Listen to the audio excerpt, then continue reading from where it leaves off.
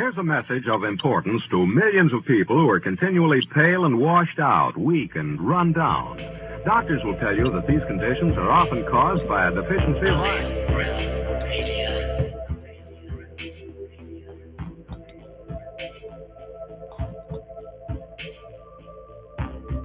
The iron you need to keep you physically fit and mentally alert.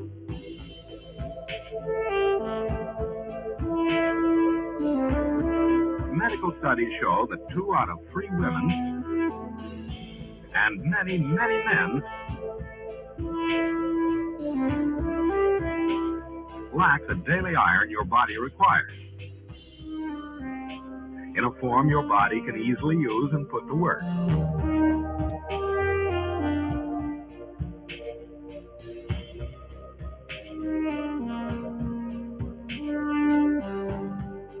Every dose gives you more than your daily minimum iron requirement.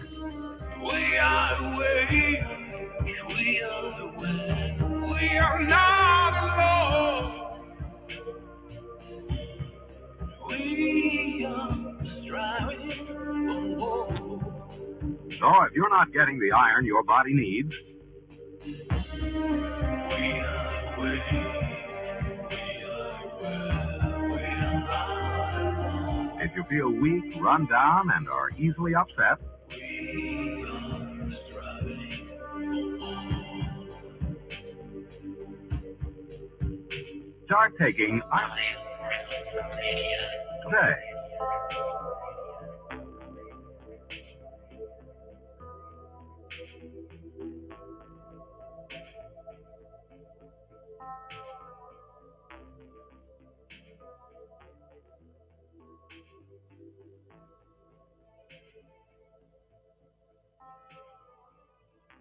Happy Friday, my friend.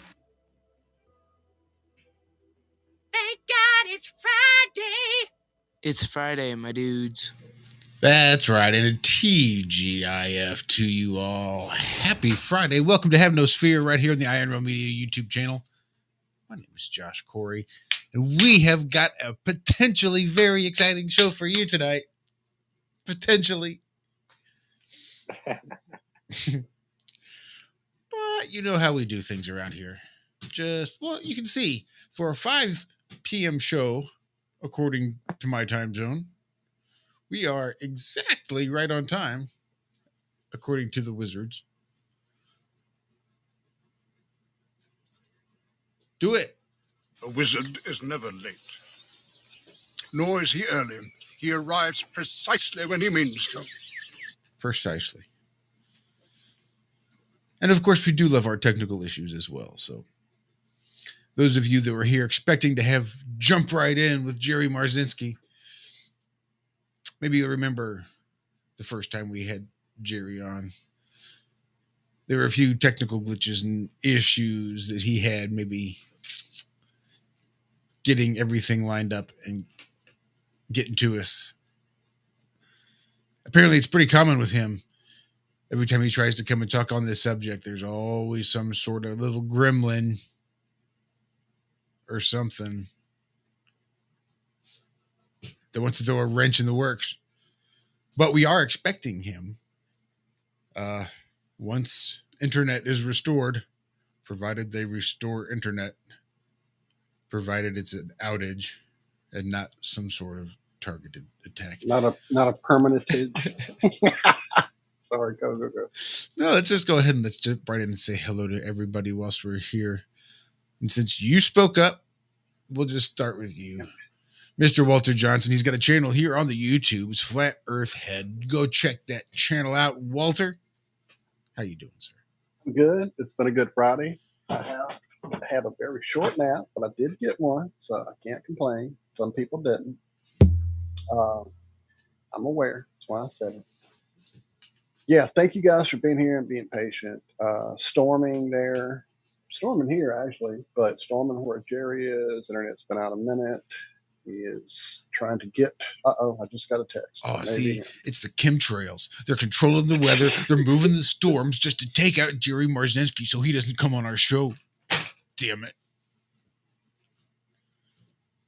Or Oh, some bad sorry, I'm weather. reading his text. I'll have to get to him in a moment. I apologize, guys. Again, this was all smooth as butter until about 5 o'clock, which is when he planned on being here to make sure there would be no technical issues, sound or otherwise. He has some things he was going to present, etc. And as with the last time he was here, we are having some problems. Of course, the realm tends to have them, but this one is on him. And even in his text, he said this is generally what happens when he's trying to do an appearance. So I think it was, well, I don't want to speak out of turn, but someone mentioning the archons there in chat as I was trying to do a few things there in the description. It was Roberto. I thought it was, but I didn't want to say it wrong. Anyway, I'll shut up. I'm just kind of rambling right now, trying to do a bunch of multitasking. We'll see what happens. That's all we can do. Do you pass the baton?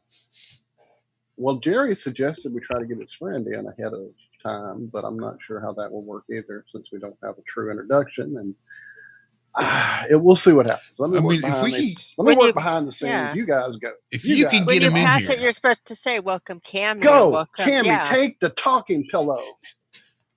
Do you understand? I don't like the talking stick because I always think somebody's going to take it and beat me over the head with it. So I'm going to hand you the talking pillow. Perhaps a conch. They went rock hunting. Ooh, the talking pillow. And look, I took over. I gave everybody, somehow it asked me about screen sharing, and it thought I was host or something. It was the damnedest thing. So I enabled everybody. You the power lady. I took the power. I never even knew I had it. But why Zach is, hopefully We broke you guys that glass see. ceiling here at the realm. Me and Zach are doing the same things. He's doing it right below me, and he is doing it physically, which is better. And look, I can do it on the computer. Where are you on the table, Zach? And I will go there. I have another one that's going to get bigger on the crystals, a better resolution than this one. I think when you send it Skype, it goes down. It takes a minute sometimes for Skype to fully give you the whole resolution. I've noticed, like sometimes mid-presentation of something, it'll pop into clarity. So yeah, it's weird. Zach and I are both, this is my back table.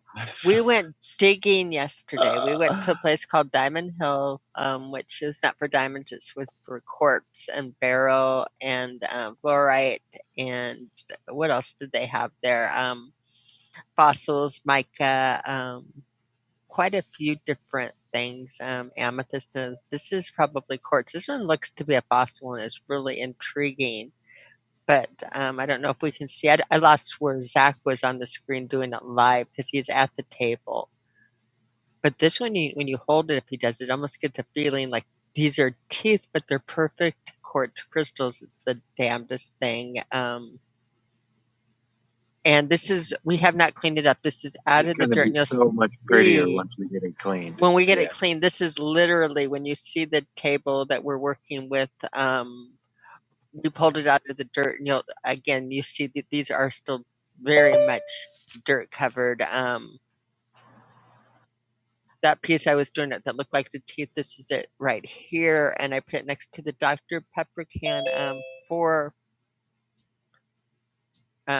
size, a little bit of a size thing. This is me trying to hold it with the Dr. Pepper. That's really hard to try to hold a rock while taking a picture with your other hand and getting the button to do it.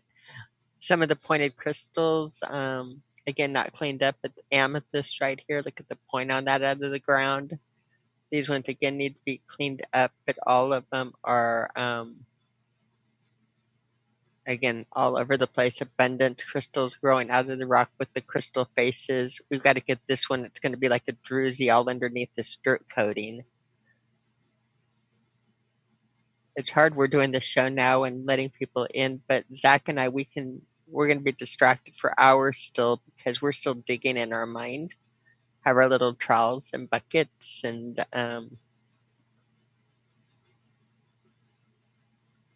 again, amazing stuff. We've got a lot of cleanup and polishing and just mostly washing. Any of these. Most of these were laying like sticking out of the surface. We might have to pull them out maybe like a 1/4 inch deep, 1/2 inch. But this is all right from the top. Exactly. It's I don't know where I am on the pictures on it, but yeah, we were the tool that you used the most was just a little that mica.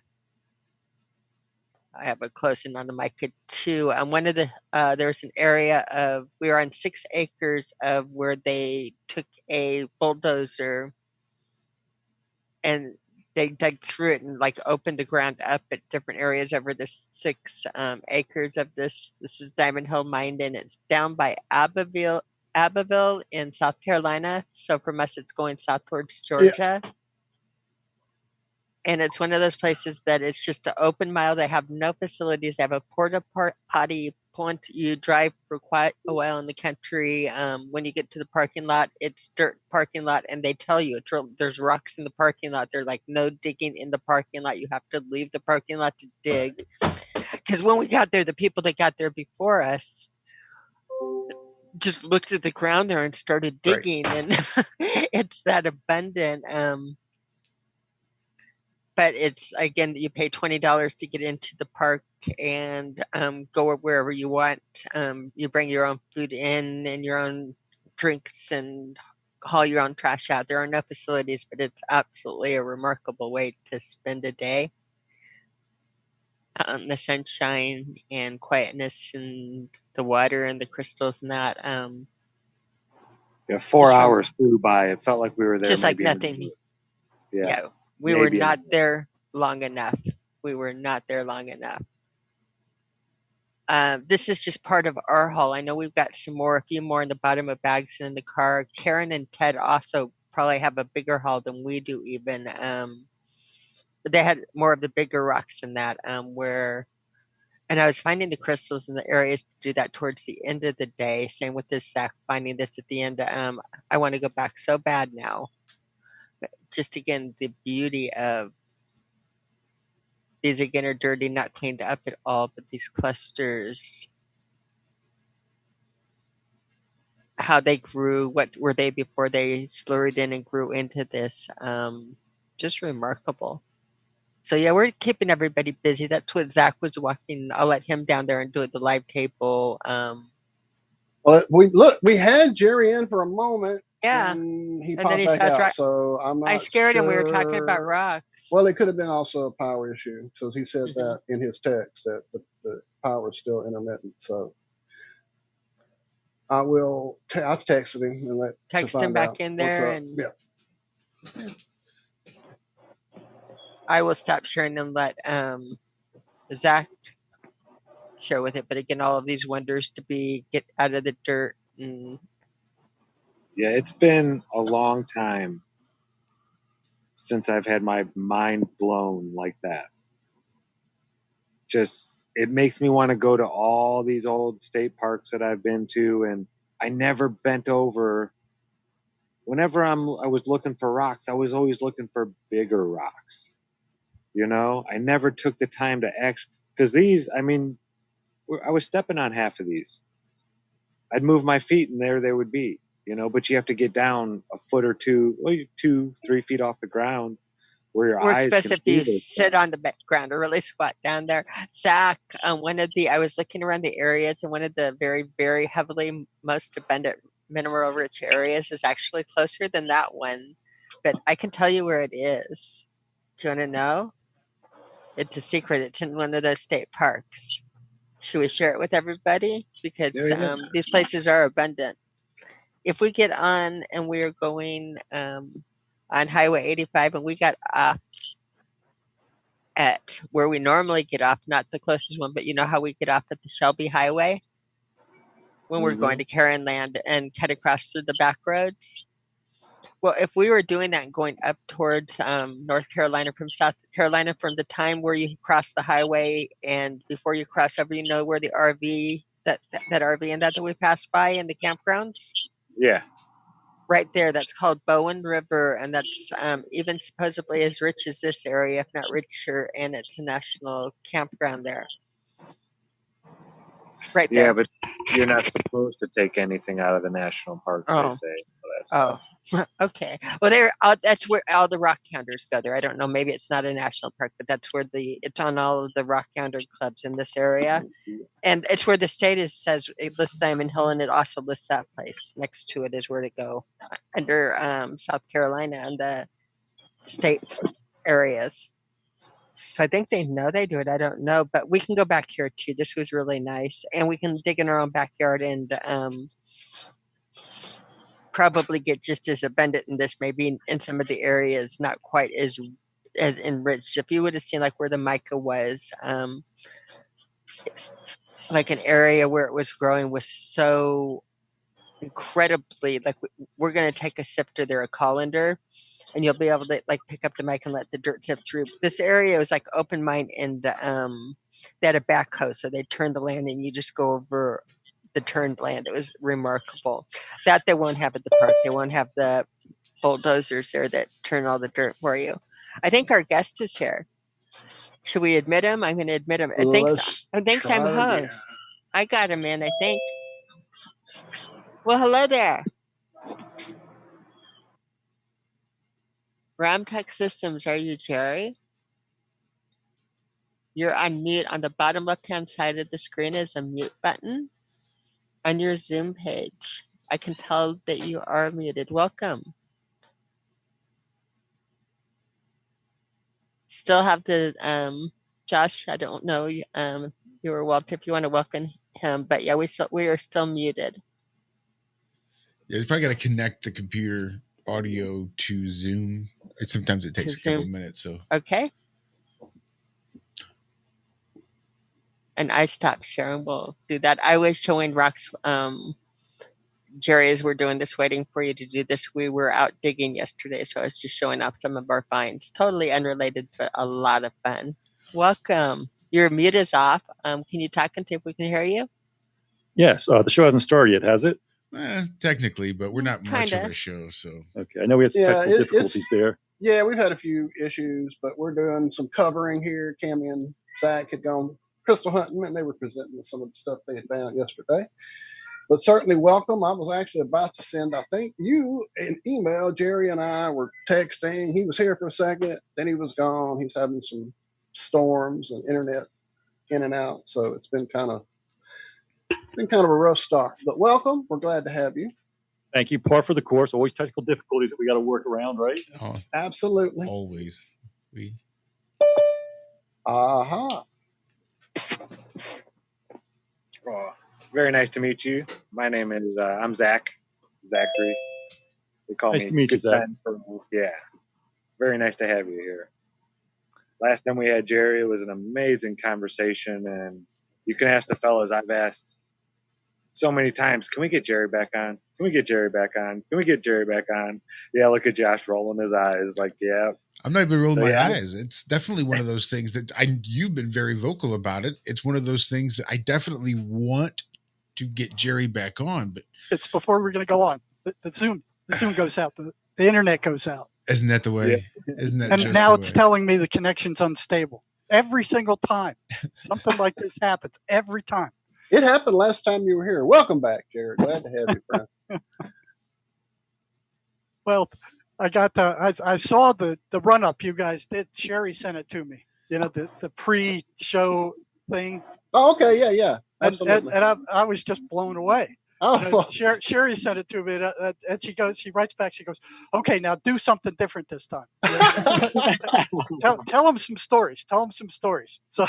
Well, you definitely have been in the front lines with it, friend, for sure. I had gone through and checked out some of the videos you put up over the last few years, and I've been looking at the book and just blown away by some of the it's ironic, the word I was about to use, just the horrible things that people go through and are put through in the name of health. I'm just stunned by some of it. So definitely hearing some of these stories is hopefully what we got you guys here for. Again, it's good to have you back, and everybody's excited. We've been playing Phil, so why don't we just hush up, let you introduce your guest. If you want to give everybody a real quick brief who you are, Jerry, I have a nice long bio that you gave me there in the description, but if you want to give them a real brief what you've been up to since we saw you last, maybe catch them up. What am I doing? Well, I've been, I've got a small private practice that I only see one person a day because I don't want to get back into this full time. Been trying to do some writing. Been doing some interviews with Anon here. So, I've spent time. Let me see, in places where you guys would never be allowed in. You would never get in there. You don't know me that well, Jerry. I was say, They might let me in the back door. I mean, I might have a one-way ticket, but it'd be I don't think it's the type of place you want to go either. That's probably more like it. No, this is super exciting. I really have been wanting to get Jerry back on because the last time Jerry was on, it was one of those things that it affected me as much as it affected Zach, I think. But I'm still trying to process 2 years later exactly the information Jerry brings. So take that for what it's worth. I wasn't sure I had the emotional space I needed to have Jerry back on. But I'm glad he is. I think this is going to be an awesome, awesome show once we can get some, hopefully we can get some stability there in his internet connection as he drops out, as I figured he would be soon. Yeah, he's fading in and out there. Yeah. So I guess until Jerry comes back on, I'll just tell you a little bit of my background, if that's okay. Perfect. Yes, absolutely. Absolutely.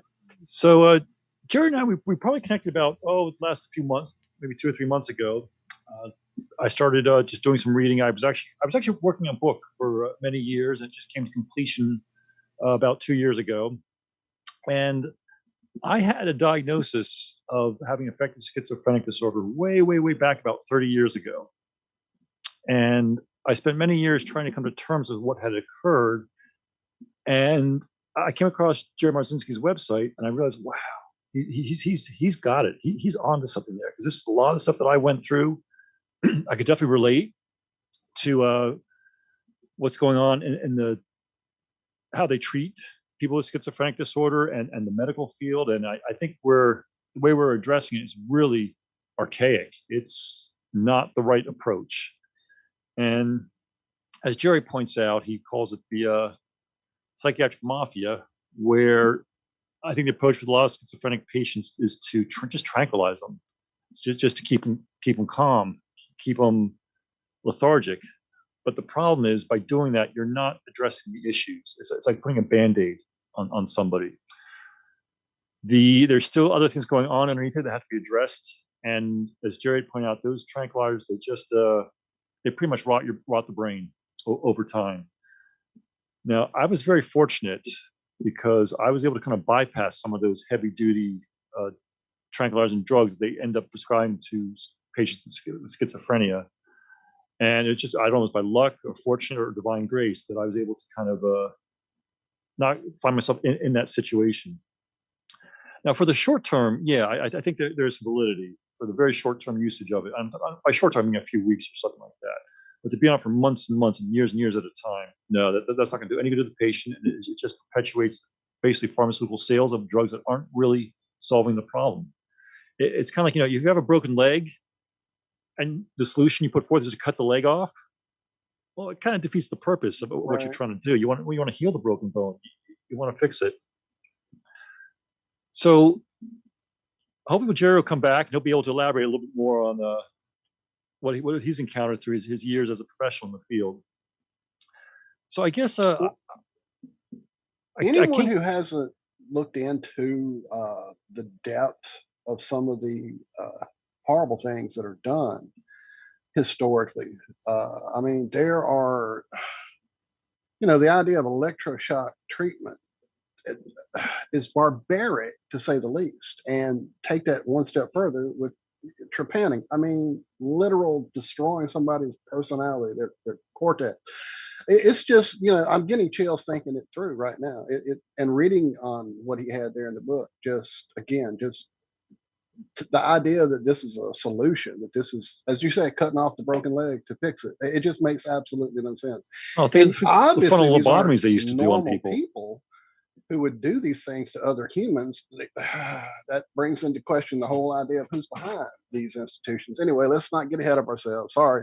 I'm just, this stuff just really touches me deeply. The pride with which they did their lobotomies, their frontal lobotomies, with pride, as if they were helping in some way. boggles my mind.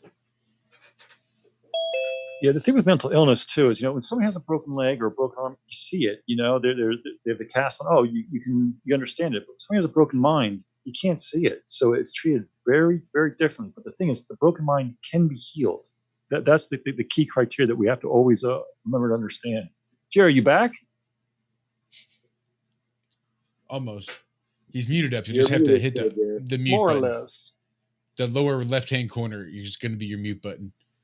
It mutes automatically when you come in due to some strange setting I can't seem to find in Zoom. There it is. Now, okay, can you hear me? Perfect. Okay. Yep. I've got a real unstable. We got a big storm going on out here. So you've already started. I go through the same thing when it storms here, Jerry. Don't sweat it, man. Trust me. Yeah, Okay. we're rolling hard, and as you're here and can answer and hop in at will, do so. If you would like to just hop on your phone, not worry about having video up, that's fine. If that would make it keep it maybe stable, just with the Wi-Fi connect. I mean, like the Lower 5G bandwidth connection or something. Yeah. I'm not quite sure how to do that.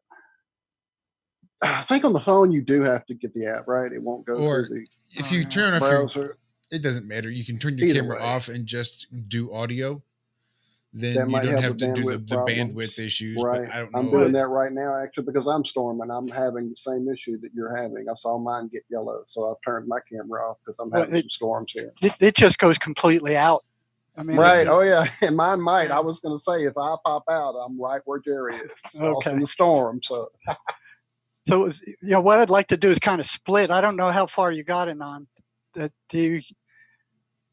You want to? We just touched on things, Jerry. You take it away from your introductions and your background experience and everything. All right. So Anon has been there. He was locked in a psychiatric institute.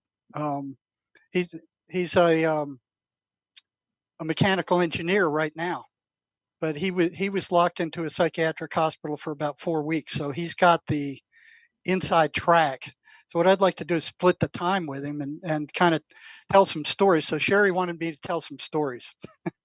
So I'll take you into those places where you're not allowed to go, or if you were there, God help you. Yeah, we want to leave right away. Because I could leave. If you were there in any other manner, you couldn't. Man. Okay, so briefly, I spent 7 years working in the biggest psychiatric hospital on the planet. There are 200 acres, over 200 buildings, over 10,000 patients. I mean, it was for somebody who was interested in abnormal psychology. For me, it was a candy store. I mean, there was every mental illness on the face of the planet in that place. And I went to, from there, after 7 years, I went to a psychology PhD program and found out what crap that was. I mean, it didn't match up with anything that I'd seen in clinical practice. It was like, it didn't matter whether it coincided with reality or not. It's like you learn what we tell you to and you regurgitate it. Do what we tell you. And it was like, what? So let me say, after that, I worked in the emergency room doing psych crisis in a county hospital. From there, I went to a mental health center, one of the biggest mental health centers in Tucson, worked there 2 years, then got a job with the psychology department of the state prison here in Tucson. So there were about 8,000 inmates in there at the time. There's a lot more now. Once I got out of there, I did some contracting work with ERs, and then ended up working for all of the biggest hospitals here in Tucson, doing psych crisis in the emergency room. So these are people that the police are dragging in that have gone psychotic, that are out of control, and they bring them into the ER and go, okay, what are you going to do with them? You're going to admit them, turn them loose? Are they going to kill themselves? Turn them back to their parents, or lock them up? What do you do? So I was doing psych evaluations there. And I was doing that until I went into private practice and just fully retired. If I didn't retire, I couldn't be talking to you guys like this, I'll tell you. No, but I bet that slower pace is really nice, though. Yeah. Oh, yeah. Yeah, I can control the pace here. So let me see what I do from there. It was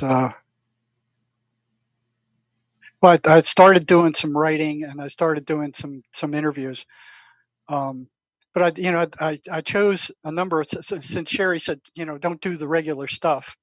Yeah, right. We don't want to lead you down the same path. And we actually just showed your first appearance with us just 2 days ago as like a replay lead up, kind of get everybody caught up.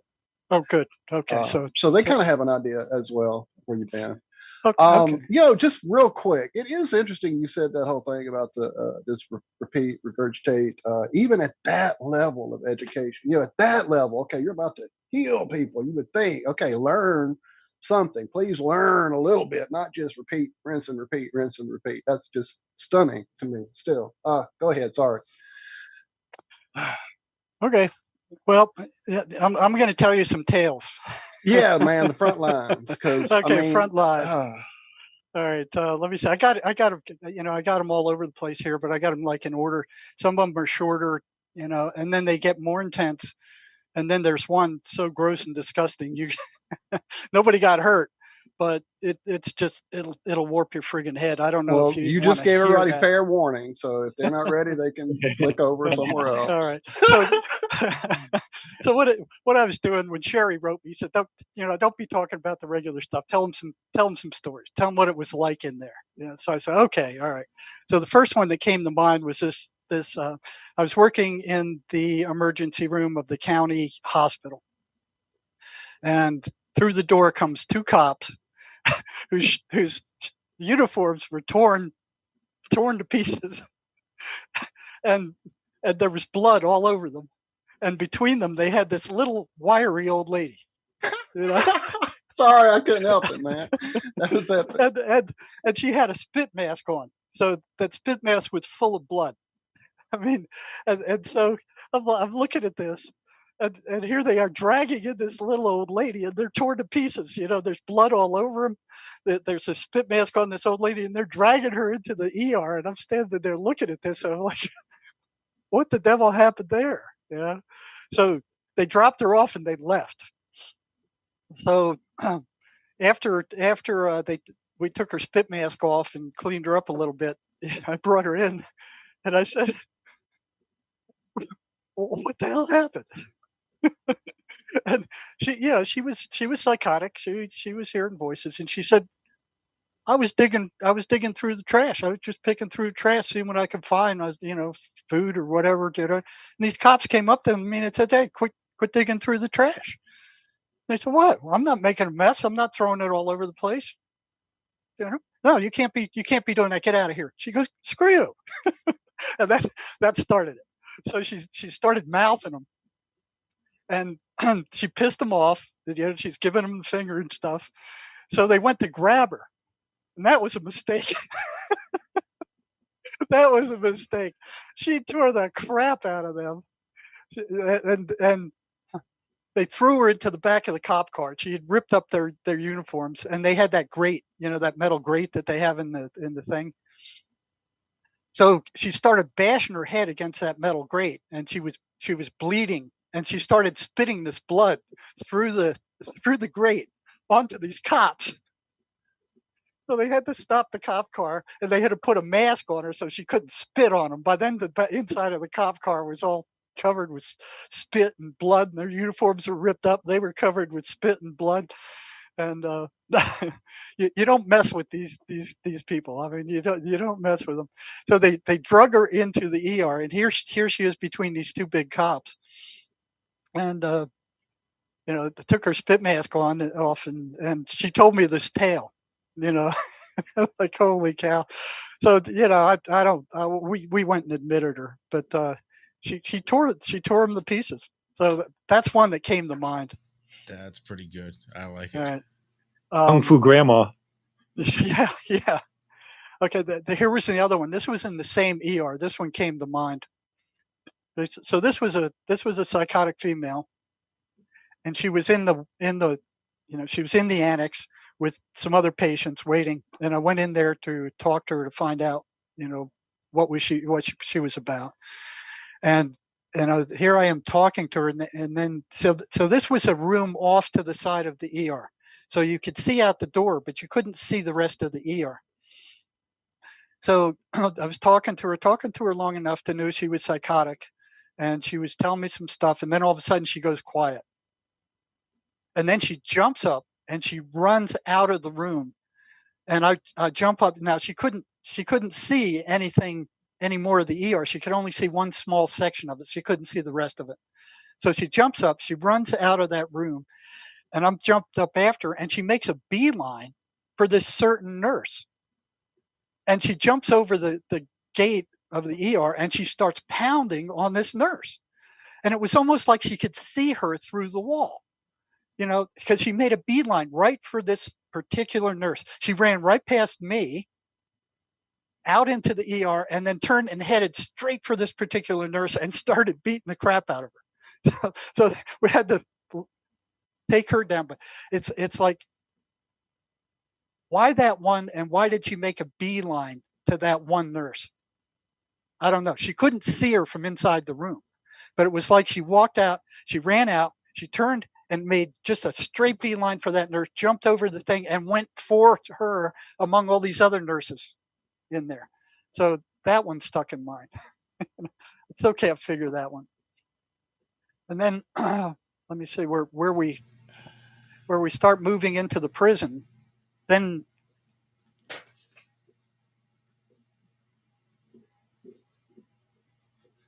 hospital. Okay, there was this one building that they called the building for the criminally insane, and as general staff, we could get into every building on that complex except that one. They wouldn't let anybody in there, and there was like a hospital lunchroom where that was the grapevine for the hospital. There was no cell phones at that time. They were all the dial-up phones, and that's where the grapevine for the hospital was. And the staff from that unit never came to the cafeteria, so we didn't even know who they were. The only thing I knew about that unit is that nobody could get into it, none of the regular staff, and that none of the staff that worked there ever came to the hospital cafeteria, so we couldn't talk to them to find out what was going on in there. So I always wondered, what is going on in there? And the only story I heard from there was an airline pilot was brought in there and locked up because he had a delusion that his wife was turning their son into a homosexual, and he killed his wife. And he was flying airliners. So that's the only patient I knew that came out of there. That's the only story. So I always wondered what was in there. And 15, 20 years later, here I am. I'm in the prison working with those people, the criminally insane. And I'm actually, seeing what was locked up in there. And one of the more, when these guys get angry, when the psychotic gets angry, they become supernaturally angry.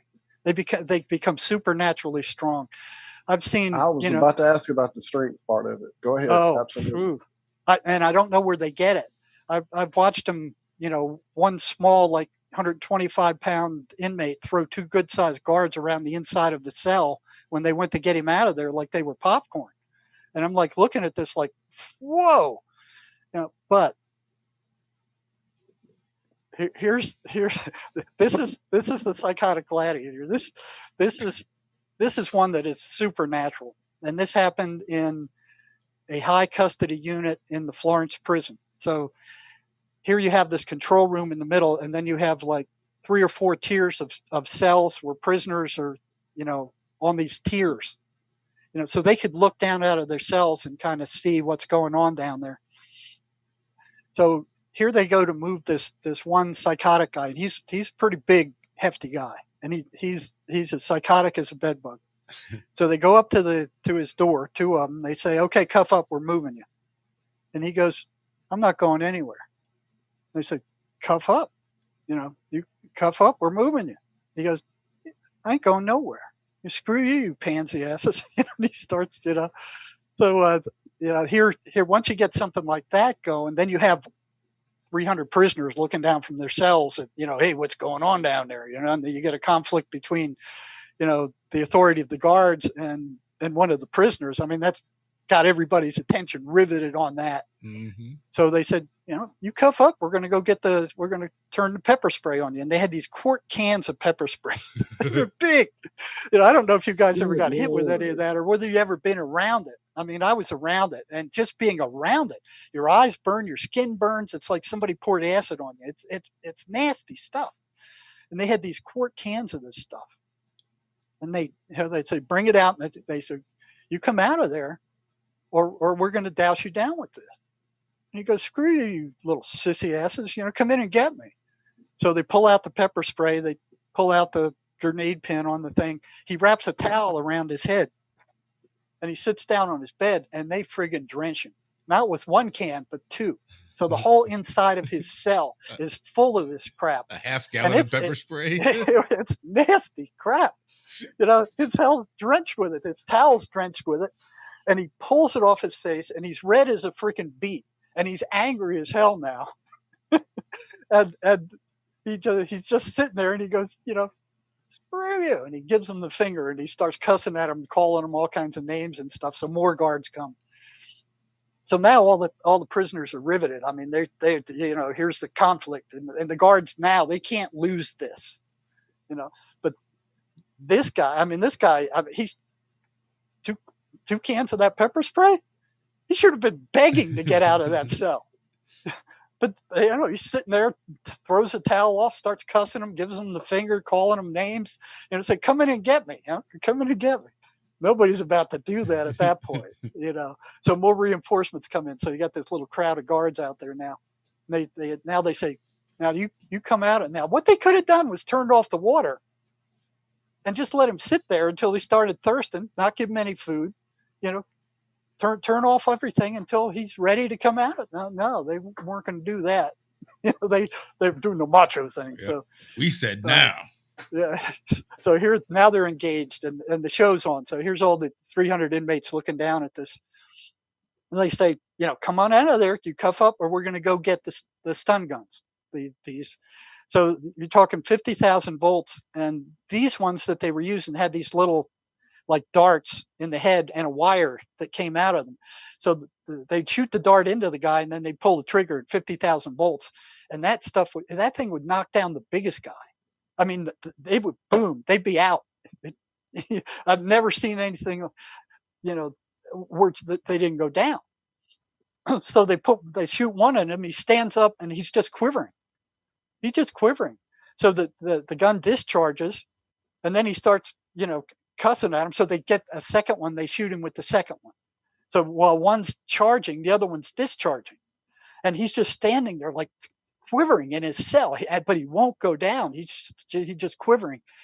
After 17 times, the warden actually came down and started watching this. After 17 times, the warden stopped it. He said, "Stop it. They're going to get me for cruel and unusual punishment."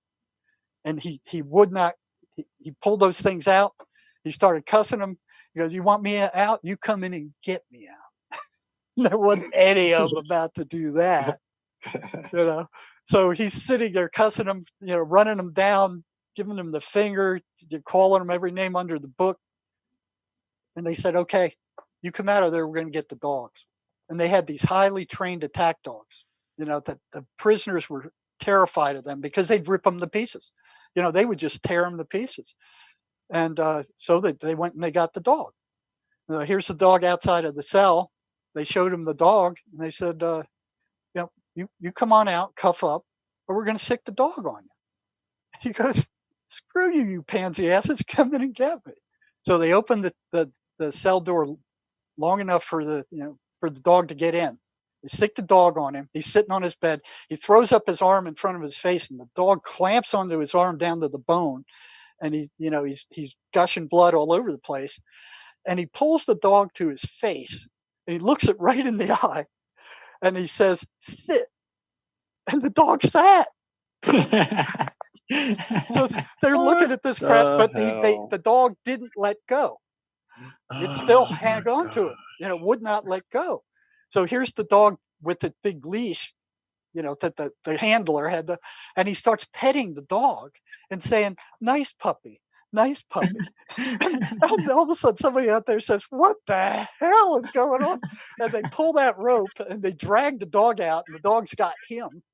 And they pull him out of the cell, and then they beat the crap out of him. So, I don't know where they get that strength, but you enrage a psychotic, and you're in trouble. I'm getting a lot of messages from folks. My son's out of control. He's threatening me. He's doing this bad stuff, and they're off the meds. They're still in the house. They're threatening the parents. I said, you better get him out of there. Call the police. Do whatever you need because you're in danger. Well, it's that infamous chemical imbalance. Come on, man. Oh, I mean, we've all heard about it, right? Yeah, right. Made up by it was made up in the 1970s by a pharmaceutical company that figured they'd sell more drugs doing that. Mhm. And they haven't stopped it But yet. they've certainly got the balance figured out by now, right? They don't even know what it should be. No idea. And they don't have any tests to test for it either. So they just made that up. They just made it up. Balance. What's the baseline? Well, how can I don't know. I mean, to me, it would seem, in the last time you were here, we talked about these, whatever you want to call them, entities. Our buddy Robert there in chat called them archons earlier. Yeah, that's another name for them. That's the name I've heard and kind of resonate with. If these entities are able to invade us, literally, invade our physical avatar that we're driving around, and somehow are able to also drive it around, wouldn't they be able to also, if they can do that, if they can take over and or co-inhabit, whatever, is it possible that they have the ability to like race those adrenaline glands out, get those, that rage, so as you said, super angry, Hulk-like angry almost, and drive that? A fucking dog is eating him up and he's just eyeballing it and petting it. I mean, that to me just speaks of somebody who thinks they have a higher command than the normal average person. That was far beyond the normal average person. And the closest I've ever got to answering that, there was a devil worshiper who showed up on the unit one day. And if I got somebody who was exceptionally strange, I'd bring him in and talk to him just out of curiosity. So here was this devil worshiper, and he had this strange affect. It was like that movie with that Howdy Doody type puppet. I don't know the name. Chucky? Chucky or something. I don't know. Yeah. Well, he had that affect like that. It was just this strange affect, and he had plenty of energy where all the other schizophrenics didn't have any because these entities rob them. They take that energy, And I'm wondering, well, how does this guy have that much energy and all the rest don't? So he was hearing voices also. And I pulled him in and I said, you have more energy than the rest of the people I've worked with who hear voices. And he goes, yeah. I said, well, where do you get it? And he said, they give it to me. I said, wow. I said, oh,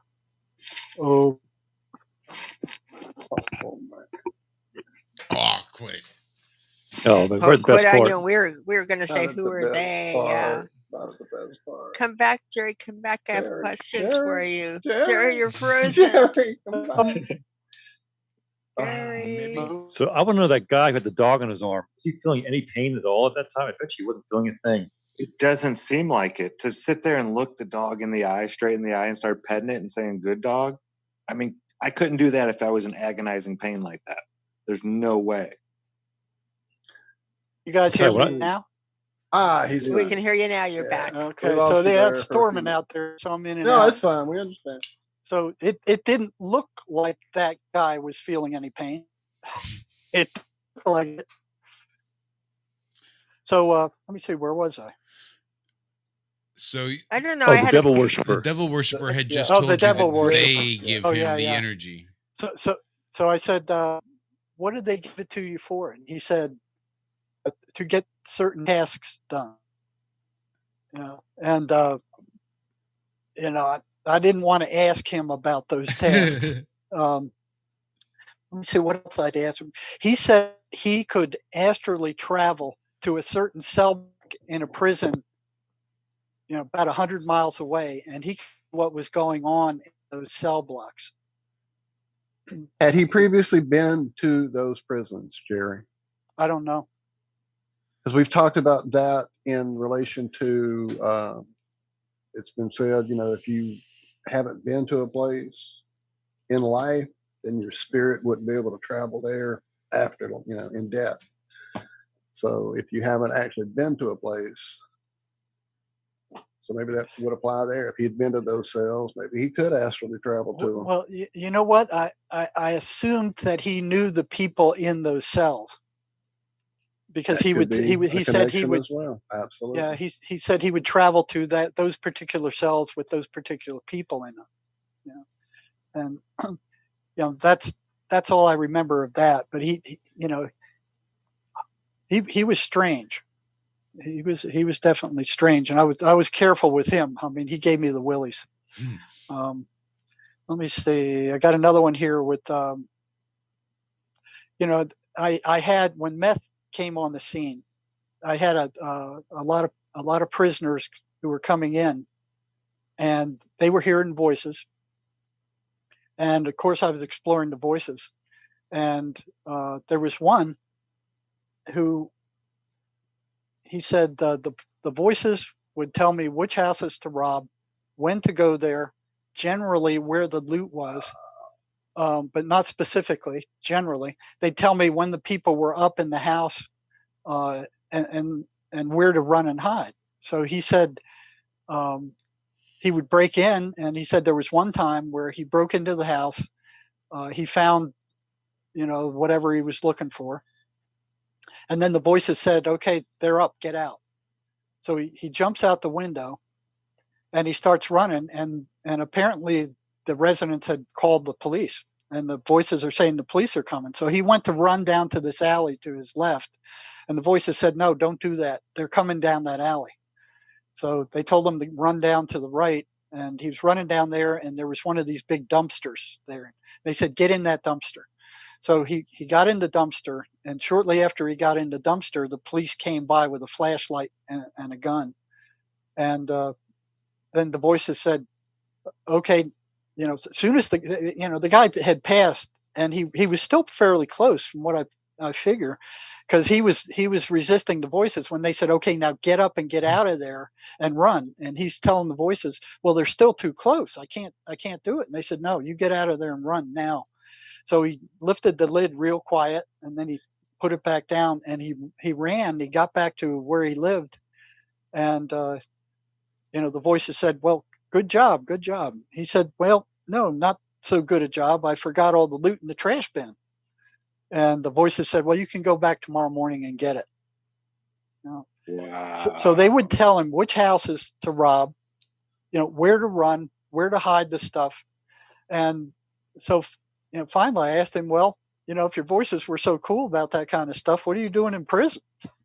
I wanted to know that, hey, if they're keeping you out of trouble, you're getting away with all this stuff scot-free, how come you're here?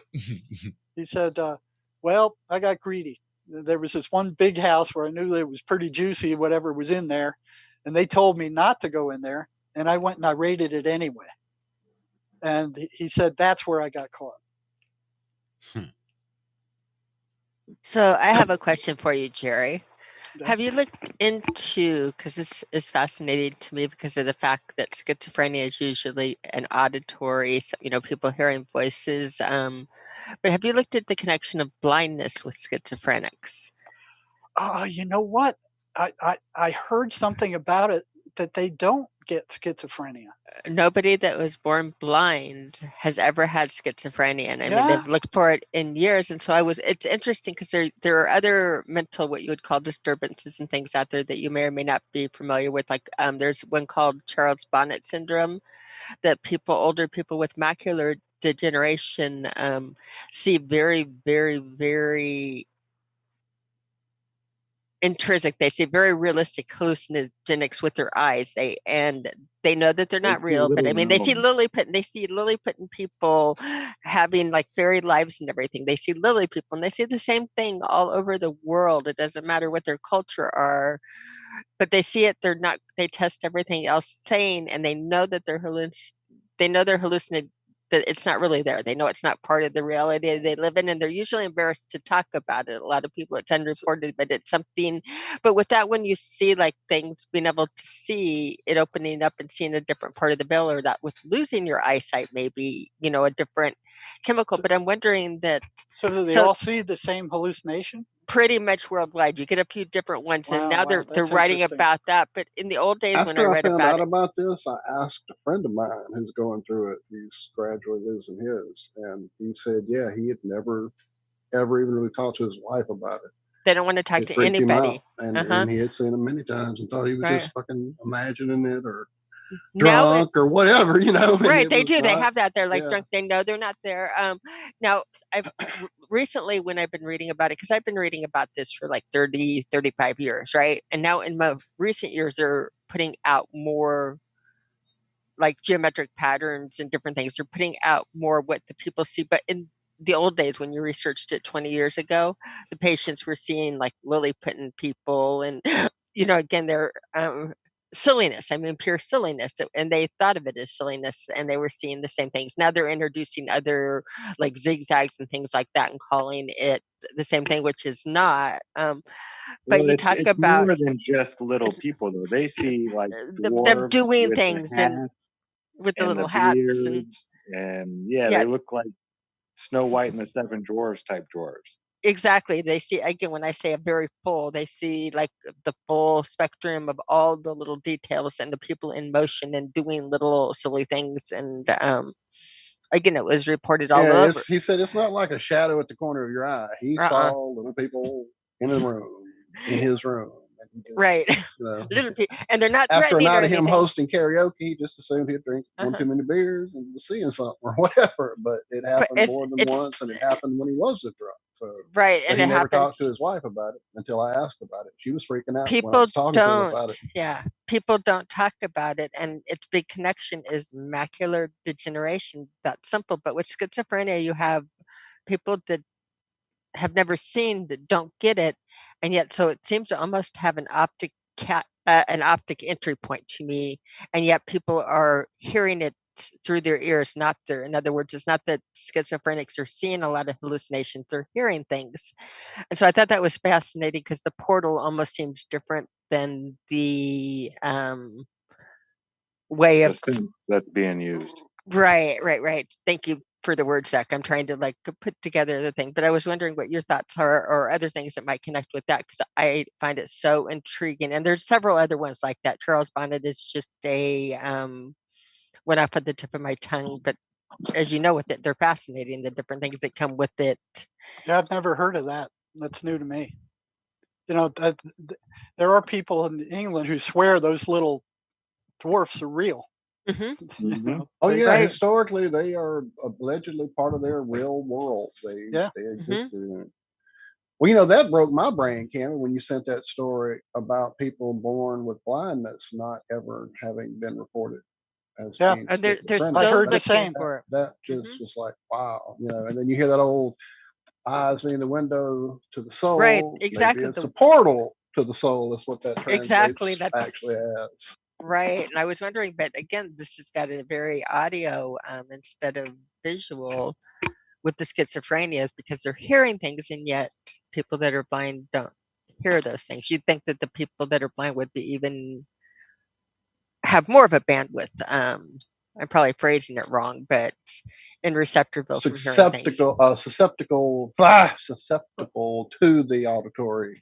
Right. But well, there's usually a lot of physical, mental, and sexual abuse with schizophrenia. I mean, if there was one underlying cause, I would say it's that. It's trauma. It's that trauma triggers it. Trauma is what attracts these archons. Well, I think the damage done, and Anon can talk about that. Let me know when the halfway point is about, so we can turn. It's when you guys feel like you're halfway ready to go, Jerry. Truly, we don't have a set Jerry, time on Fridays. We Well, can go on for editing. hours then. comfortable as you guys want to be. We have and do, and I think last time you were here it was a couple of hours at least, 2.5, something like that. So yeah, Okay. man, we started late. We're in no hurry. If you need a break, Right. you need to get something to drink, I'm say the doing it. word and pop out, and we'll Your cover material our is song. fascinating. Yeah, no we're doubt. all completely wrapped into this. In fact, I'm ignoring the chat completely, guys. I'm so sorry. I'm just into Me this too. conversation. I'm Oh, usually jeez. typing away and interacting, and I'm not. So Well, my maybe we'll apologies. do a question and answer later. Yeah, we'll on. do that. We'll you know. throw some stuff from Yeah. the chat to you guys here in a few. But as you said, we want to get into some Anon's story, and you have some more stories to share. And Oh yeah, I got we're more. going to hit you with lots of questions. And Okay. Real quick, like I I said, got a this stuff has question. been something we've all either wrestled with personally, have somebody in our family who's wrestled with these, whatever they are, in one form or another. And, to hear that there's ways through this, there's ways to the other side of this, there's ways, through it. I mean, you guys, there's some hope out there. So yeah, we'll get to all that. We're in no hurry. You guys ever heard of the shadow people? Oh yeah, friend. Oh yeah. Okay. When you yes. mentioned the meth coming onto the scene, we have a good friend, James True, who was a counselor, a drug counselor, and he mentioned that two users would talk about how they would be talking to the same dark entities in the room together. They would both see them when they would hit on that stuff. Yeah, it's like it almost got into a frequency where they could see them, these evil Yeah, things. and I think you're right. It's a frequency change. It kind of speeds them up. And I first started noticing this working in the prison when meth started coming in, and I started talking to prisoners who were addicted to meth, and they would talk about the shadow people, and I'm like, what are these things? And what they would say was they were three-dimensional humanoid shapes. And it turned out that some of them could see their eyes and others couldn't. And what I figured out was that the ones who were worst off, the meth addicts who were really, really in bad shape and had been using that stuff for a long time, they could see the eyes. And the eyes were either red or lime green. And I thought I've those never were. heard about the green ones. That's Oh, yeah, red or lime green. Jerry, that gave me so many chills when you said remember that. last time we talked to Jerry, I told you about that dream I had, about the first dream I can remember. It was the devil. And we were talking about the shadow people having red eyes. But in my dream, the devil had lime green eyes. He found me. That's interesting. We were all hiding. We were at my grandmother's house. I saw the hoof prints burned into the asphalt of the driveway. I never saw him yet. And my grandma said, everybody hide. And I went and hid in her basket that held all her blankets. I was small enough I could fit in there. And he walked right to me. I never heard him look anywhere else or go to any. He walked straight to me and just pulled the blanket down and stared right into my eyes with these lime green eyes. Oh, was this a dream or did this actually happen? No, this was a dream. This is the first dream that I can remember. Well, he's got his eye on you. Oh, no doubt. Man, I was talking to Anon about this too. It's like, they don't want us talking about this kind of stuff. Yeah, I've been kind of quiet during the show, just kind of biting my tongue. It's like, he's right on there. Yep, I know what that's about. Go ahead.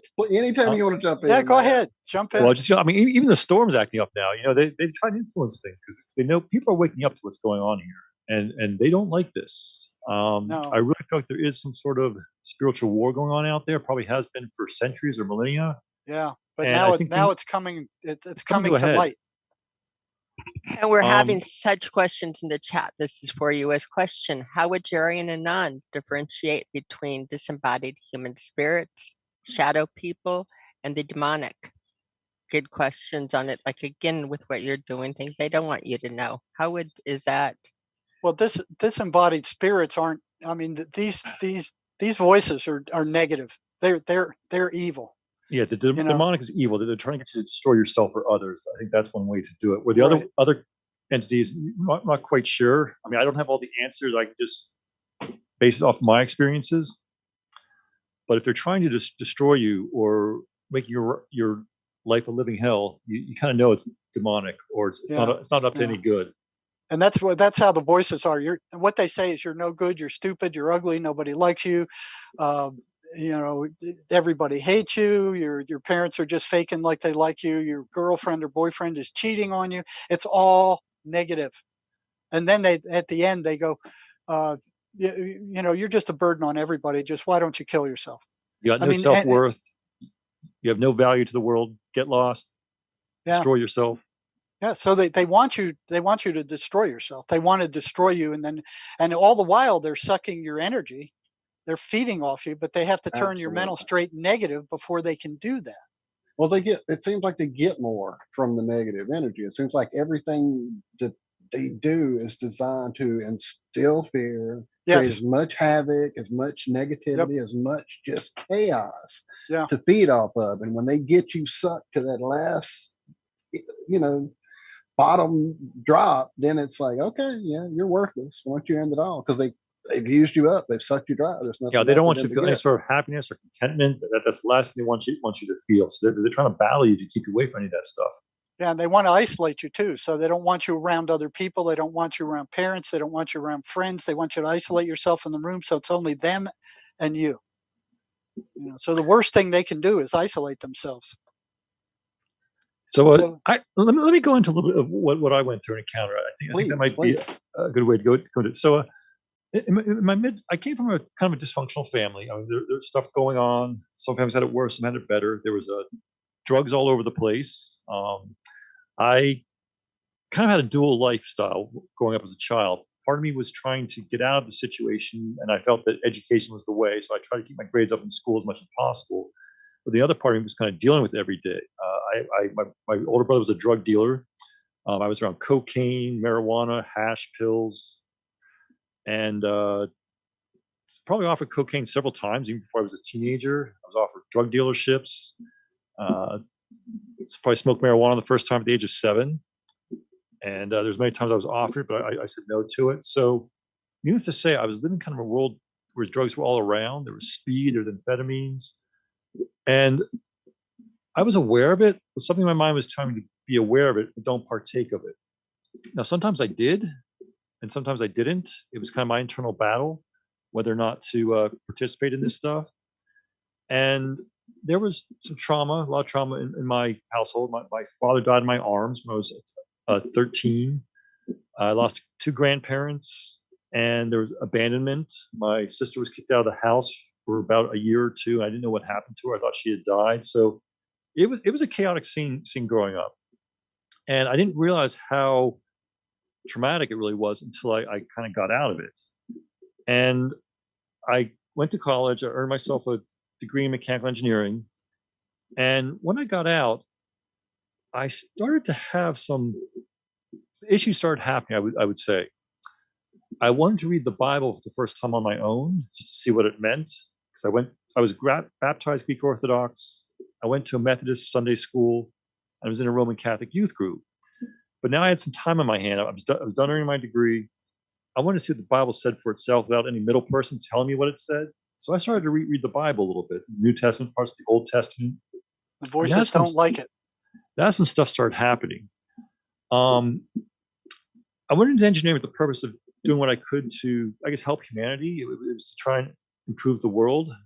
And not so sure engineering was the right path to go, but that's what I ended up as a career. And what happened is I started to read the Bible. I found myself starting to feel kind of very depressed. Like something was telling me that I was worthless. I had no value. I almost felt like I had the weight of the world on my shoulders. And the Gulf War was starting at this time. It was probably 1989, 1990, about that ballpark. And just this tremendous weight on my shoulders and something telling me that I had failed in my mission. Give it up. You have no worth. You have no value. And I just started like crashing in that period from like 1989 to 1990. And I mean, it reached a point where I think I was so depressed I couldn't see colors anymore. I was seeing black and white. Food lost all taste or flavor to it. I'm a little over 6'2", and I was probably very close to 100 pounds because something was telling me that I wasn't worth eating, that it wasn't worth me to eat, that I had no value. It was isolating me from my friends. I just didn't feel like I was even worthy for anyone to go out and hang out with my friends or anything. And there was a lot going on in my mind. I'm just giving you kind of the tip of the iceberg, some of the things. I think I had a lot of codependency issues that I was trying to deal with to kind of break away from my mother and get out of the house. And the world was crashing around me. I mean, I was unemployed. I was going into financial debt, couldn't find a job. And there were times where I felt like something was trying to take over my psyche or my personality. And I remember sometimes that my arms and legs would move, and I wasn't the one moving them.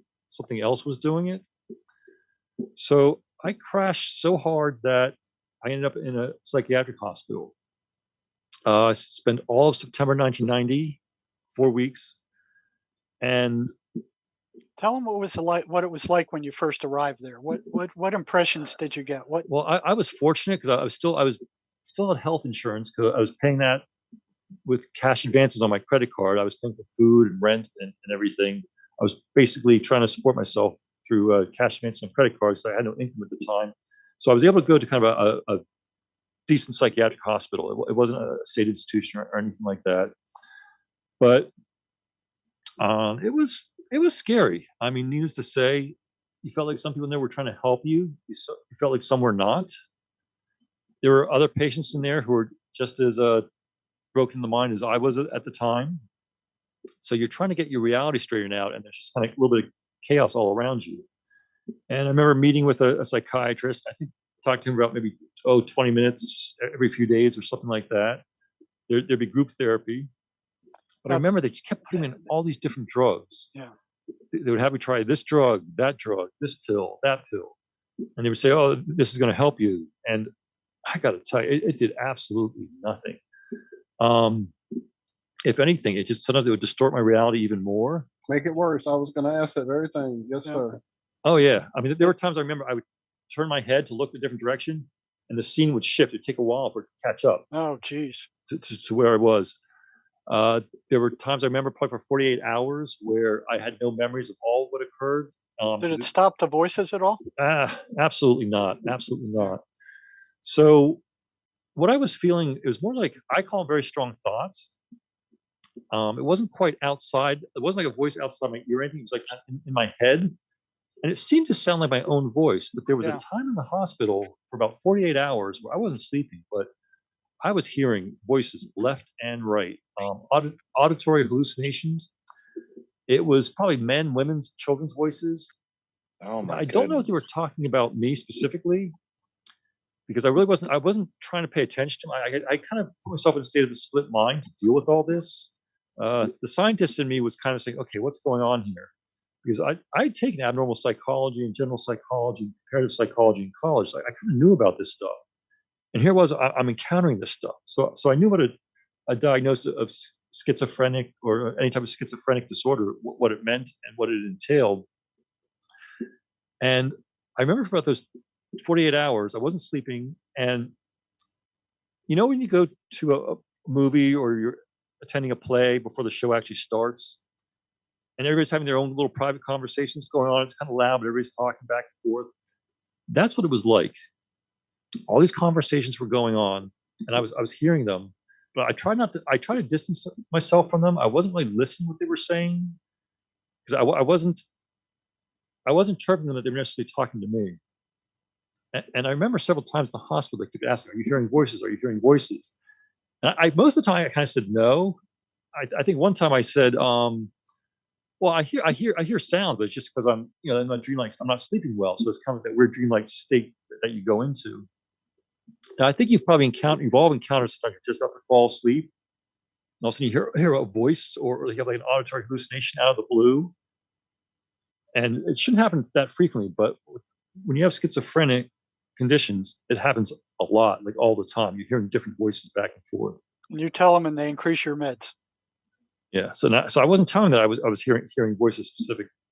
Oh, they kept asking what my name was all the time. I was getting a little pissed off at them. It's like, come on, you got my record, my clipboard right there. You know what my name is. Why do you keep asking what my name is? And it took me a while to figure out. They weren't asking my name just because they didn't know. They were asking what my name was to see if I knew who I was. to see if I was that Right. disassociated with myself. And that clicked about 3 or 4 weeks in the hospital. That's why they keep asking what my name is every freaking 20 minutes or so. So you do group therapy. They put you on all these sorts of drugs. There were some good nurses there. I felt they were generally trying to help me feel better. The particular psychiatrist I had, he wasn't helpful. I felt like his approach was to try and get you as angry as possible, to kind of put you down or humiliate you. And I'm sorry, you're in that hospital. That's the last thing you need. You want a little bit of compassion. I mean, your whole world's been turned upside down. And Jerry talked about how the police would bring somebody in. I remember they brought another patient in one night, two police officers, and they had to tie this guy down on the board in the room. And now there's no doors on any of the rooms that you're in because the nurses have to walk by, make their rounds, make sure everybody's okay. And this one patient they brought in, he was screaming nonstop for 48 hours. I remember nobody got any sleep that night in the hallway. And I remember they had him out in the common lobby area. He was kind of talking. And I remember he put his hand out to me to kind of shake my hand. He said, shake my hand, shake my hand. And I just said, okay. So I put my hand out. I said, nice to meet you. Next thing I know, he tried to break my hand. He was squeezing my fingers as hard as he possibly could, twisting my arm. And he was saying, say uncle, say uncle, say uncle. He would not stop. And I remember I was in intense pain and nobody came to help me. And I realized that they tell the other patients and staff that if anything happens, the staff take care of it. Don't get involved in it. But they put ice on my hand. It wasn't broken, but it was definitely black and blue after that. Did you try saying uncle? I was trying to get me to say uncle, like Mercy, like say uncle, say uncle. He's twisting my arm. Did you ever try? Did you ever say it? I was saying it hundreds of times while he was doing that. He wasn't stopping. He wasn't going to stop. No, I was just being the smart ass. And actually, the police came in and about 2 days there, and they carted him off to another location. I don't know where they took him. Real quick, if you don't mind. Well, there you go. Have a sip. I have a question. You mentioned one of the psychiatrists being actually combative, like antagonistic, enticing you to reach this anger point, which to me, as you said, compassion, healing, that whole Hippocratic oath type thing. Unfortunately, in lots of instances, as I said, I've had lots of family members who've gone through a lot of issues, and it always seems there are people in these places where suffering is rampant, where people are either locked away or, hurting, needing help, and they just are thriving in it. It's like they're walking around enjoying the pain, like they are almost a walking shadow person, if you will. Oh, it's a power trip. Well, the power too, but it's almost even like they're driving it more, trying to cause more pain. If they're there to heal, why is he antagonizing you? It just doesn't bring. Well, they have sane, psychiatrists get beat up at a rate twice as high as regular doctors, and their suicide rate is equal with that of schizophrenics. So that tells you something. And I could almost like the people trying to help them are, attracting negative from the archons. Like they're getting the whispers, whereas they don't. The voices don't like those medicines because what they are is major tranquilizers, generally, and that calms the person down. So what the psychiatric hospitals and prisons are worried about is keeping control, and they use those medicines to keep control. Thorazine shuffle, baby. Yeah, Thorazine shuffle. That's neurological damage. With long-term use, these antipsychotics shrink your brain and rot your peripheral nervous system, and they don't tell the patients about it. Were you ever told that a psychiatrist ever tell you, Anon, that these drugs are dangerous? Unfortunately, I was. And I mean, they told me this was for the short term, not the long term. I mean, I did get the impression that if I was on the stuff for a long time, that would cause some permanent brain damage. I was kind of aware of that. And I hated being on any type of medicine. And they give you one pill for like 3 or 4 days. That wouldn't work. They try a different combination. They give you something like a else. kaleidoscope. Oh, it's like Walt Disney threw up. I mean, all the different colors of pills they give you and everything. You're talking about the lack of compassion. I don't know if some of the psychiatrists themselves are a little psychotic. I mean, Jerry, you've dealt with some of these coworkers. I mean, I don't know if you find some of them are kind of in it for the wrong reasons.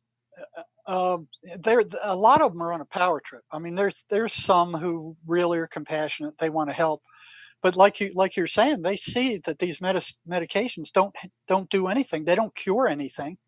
They don't want, the pharmaceutical industry doesn't want people to be cured of this stuff. They don't make any money from curing people. Right.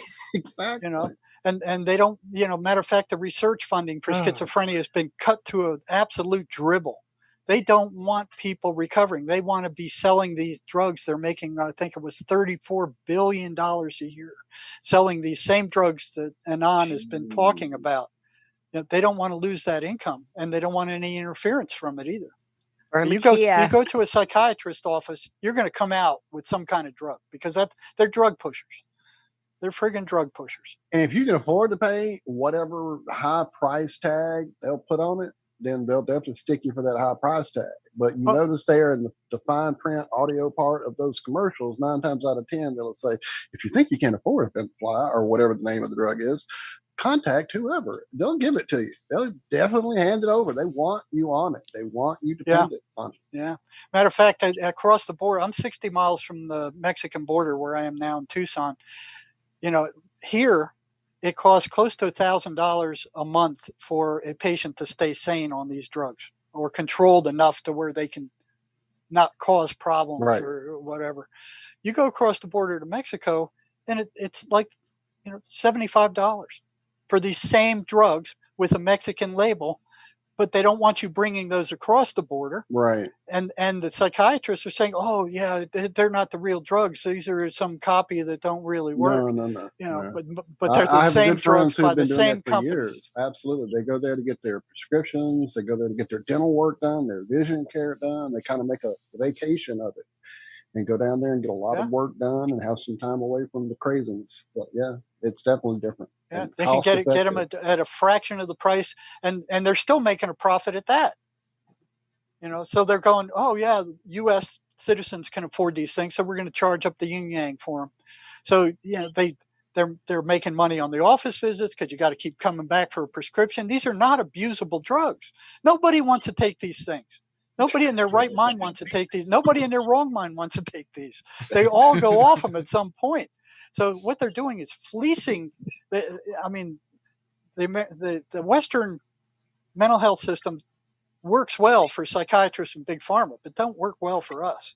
So what they do is they bring these people into the hospital. They fill them full of these drugs. They give them a prescription for it to get out.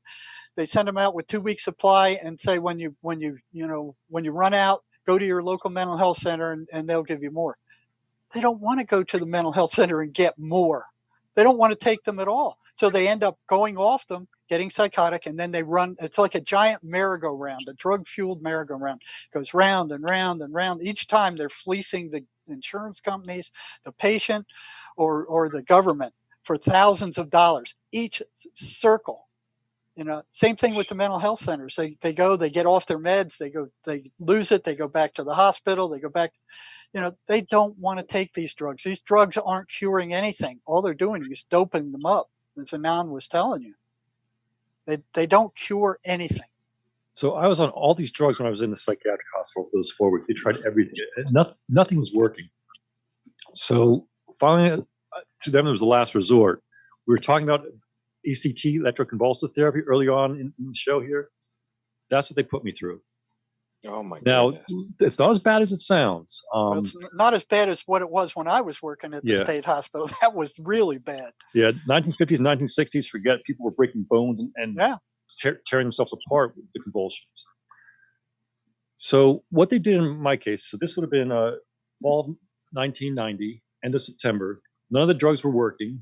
If I didn't snap out of whatever I was going into, I was probably going to be sent to the state mental hospital because my health insurance was running out at this point in time.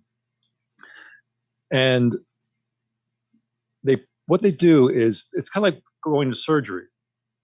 They lay on a table or gurney, and they give you a muscle relaxant, and that's so that when they shock the brain with electricity, you don't convulse all over the place. But they also give you an anesthesia so that you're knocked out during it. So I remember they gave me anesthesia and they said, count back from 5 and do the 5, 4, 3. And then kind of everything went dark because I was under. And when I came to, I felt better. I felt like it had reset something in my head. I felt more like myself. It was like the old vinyl records. You had a needle gets stuck in the groove. It keeps digging that groove. I felt like the needle had been lifted and moved to the next groove so it could continue on. Something had reset in my brain. I was still at rock bottom, but I felt like, okay, I'm becoming myself again to kind of get out of this. Now, they insisted that I needed 5 more treatments, even though I told them, look, I'm feeling myself, I'm feeling a lot better. But they kept insisting, no, you have to do those full 5 treatments. So I did about 2 or 3 ECTs inpatient. Then I think the other 2 or 3 ECTs were outpatient, but a total of 6 electroconvulsive therapies. And they said that I'd have some short-term memory loss during the time period. So yeah, within those few days, like I didn't remember if I ate lunch one day or not. I mean, just kind of minor things like that. Now, did that stop your voices when you got shocked like that? It did. I mean, you know what? I've heard that back in the 1920s. There was a dentist who was using static electricity, and the voices said it was like a painful lightning storm, and they would temporarily leave. And with the ECTs at the state hospital, the same thing would happen. The voices would leave for a short period of time. And hold your place. I'm going to tell them what an ECT looked like when I was in the state hospital. Okay. There's one day I got the word that they were running a shock treatment in another unit. A friend of mine called, and I went down there. So here we were. There was a bunch of students around. I guess they were medical students. We came in. We joined the crowd. Here's this Cuban psychiatrist talking about ECT. Here's this box, a wooden box with some dials on it and some gauges and wires hanging off it and stuff. And he showed the electrodes. They were about 2 inches by 2 inches with wires running off them. And he would grease them up with some kind of gel. And I said, what are you doing that for? And he said, well, if I didn't put that on there, it would burn their skin. So he gets ready. He calls in the nurse. He said, okay, bring in the patient. So here comes 2 nurses with this frail old lady that just was all shrunk up, she was severely depressed. And they kind of walk her in there and they strap her down on this gurney. I mean, the ribs, her arms, her upper arms, her body, her legs, her chest. I mean, there were all these straps all over her. And then they come in and he pulls out this, I mean, it was a giant horse needle. It was like this big round and like that long. It was huge and it had this white milky substance in it. And I said, well, what's that for? And he said, well, that's muscle relaxant, like Anon was saying. And if we didn't give that to her, she would snap her bones. So here he digs this thing into her arm, and he doesn't just push it in. He pushes it in some, and he pulls back on the plunger and sucks blood in. So here he is sucking blood in and going back and forth with this stuff. And I'm watching this and I'm going, oh my God. And then finally he jams it all in there, this whole big thing. And she starts nodding out, but there, it was from the muscle rack. So they didn't give her anything to knock her out. It was just that. So she was still conscious. And then he hooks up these electrodes, straps them to the side of her head. And then he starts messing with these dials and pushes the switch on this wooden box. I actually brought one out of the hospital with me. And he goes, okay, clear the table, get away. I'm about to do it. So he pushes this button and she just starts convulsing. I mean, she's just, you could tell. I mean, if she didn't have those straps on, she would have been all over the place. And she's pushing against these straps and struggling. And I'm like, when's it going to stop? When's it going to stop? Finally, he turns the friggin' thing off. It seemed like it was going on for a year. And then he starts lecturing like, oh, he's not paying any attention. I'm looking at her and she's turning blue. She's getting cyanotic. She's not breathing. And I'm like, hey, look at her. She's getting cyanotic. Yeah, finally I had to break him. He was like doing this tap dance in front of these students. Like he was like the god of the shock machine. Like, wait, look. Oh, and he goes, oh, and almost like an afterthought. And then he gets that heart thing, the defibrillator, and he shocks her again. And then her color returns.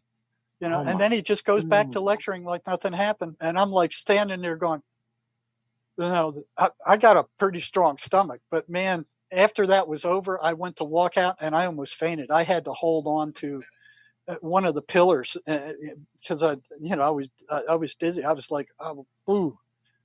So go ahead. Your shock wasn't that bad, but What year was that, Jerry? Approximately, would you say? that was in the 70s. They were doing 3,000 of those a year, and each one a neurologist could tell the damage to the brain. 3,000 a year, and they were How doing many it. volts?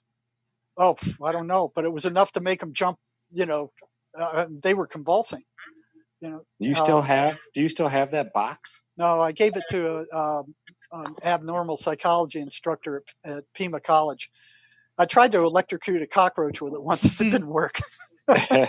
That's all I used it for.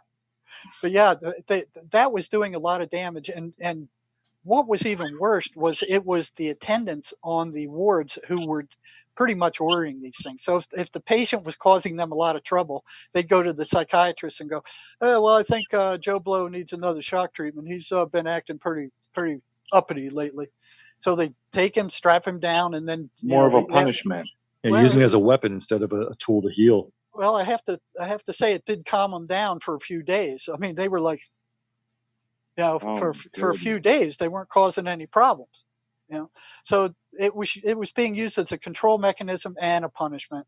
You know, mostly run by the attendants. It was bad. They were doing a lot of damage with that thing. I do remember my second or third treatment. They have to give you a respirator to breathe for you because the muscle relaxers are so strong you can't breathe anymore. So they have to like use the I guess that bag or whatever to get your lungs to breathe. And I think the second or third one, the normal anesthesiologist wasn't there, and they had to call somebody off his golf game. And I remember they're doing all this stuff, and the anesthesiologist kept talking about his golf game, bragging about his score that day. He wasn't paying attention to what he was doing. And I remember all of a sudden I was still aware and I couldn't breathe. And I'm like shaking on the table because they give me the muscle relaxant, but they hadn't put the breathing apparatus on me yet. And the nurse kind of pointed to him over, hey, focus on what you're doing there a little bit too. Then I remember people rushing over. They put the breathing apparatus on me. Then they knocked me out with the anesthesia. But that was scary because I felt like I was suffocating. You can't breathe. And that went on one of the times. So yeah, I would be terrified. That would. Did too. You do it again after that? Was that your last go? That was probably the second or third go, but I did a total of 6 of those. And like I said, after the very first one, I felt like myself again. Yeah, you had. I don't think I needed the other 5. Yeah. Wow. So I was released from the psychiatric hospital. They assigned me a counselor and a psychiatrist, I guess, to prescribe whatever drugs they thought I needed. So they put me on Klonopin. And that's not one of the severe drugs. It's more of a mood stabilizer. Yeah. And I was still in bad shape. I mean, I was suicidal, and I was starting to kind of go through these series of tribulations or internal trials. These voices had come back. These very strong thoughts had come back with kind of a vengeance, I would say. So I was released from the psychiatric hospital probably the end of September of 1990. And I kind of had a strong sense of religion. I was very spiritual, not in the dogmatic sense, Bible beating somebody with it, but more the idea that there's something more to our material existence. There's something real beyond this material world of time and matter. And the first stage I went through, something was offering me. It was like a battle in my head, I guess. Something was offering me a path to instantaneous wealth, power, riches, fame, fortune. If I gave up what I thought was my life mission, or gave up my quest, or so-called sold my soul. And here it is that I have part of this like divine mission, I might call it, or a redeemer type of archetype as part of my personality. And this voice in my head is making me this offer to instantaneous wealth, power, and riches if I gave up my quest. I had a voice offer me a lottery number, and I turned it down. And I'm thinking to myself, oh, great. This is the type of stuff that supposedly Jesus Christ went through his 40 days in the desert, being tempted by the devil, the lord of this world, showing him what he could have. And here I am going through the same stuff. I'm thinking, man, I really am nuts. My mind is playing such tricks with me. I'm really mad. So to deal with all this stuff, I had to kind of go in a state of a split mind, where part of my mind was participating in what was going on. The other part was an observer, kind of taking notes, watching it, kind of from a scientific standpoint. That's why I remember all this. And I stayed away from all recreational drugs during this time period. I didn't touch any alcohol, any marijuana, nothing. Because I knew I was not in a sound state of mind, and I knew I had to fight this battle head on, whatever it was.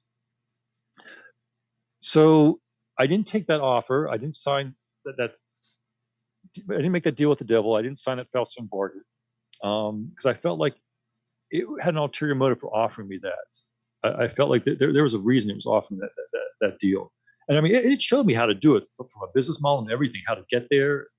And it probably would have happened if I went down that path. But I really felt like I would have sold my soul if I did that. So there's a whole series of these different trials and tribulations, like different accusers, and I don't know if it was like an internal inquisition.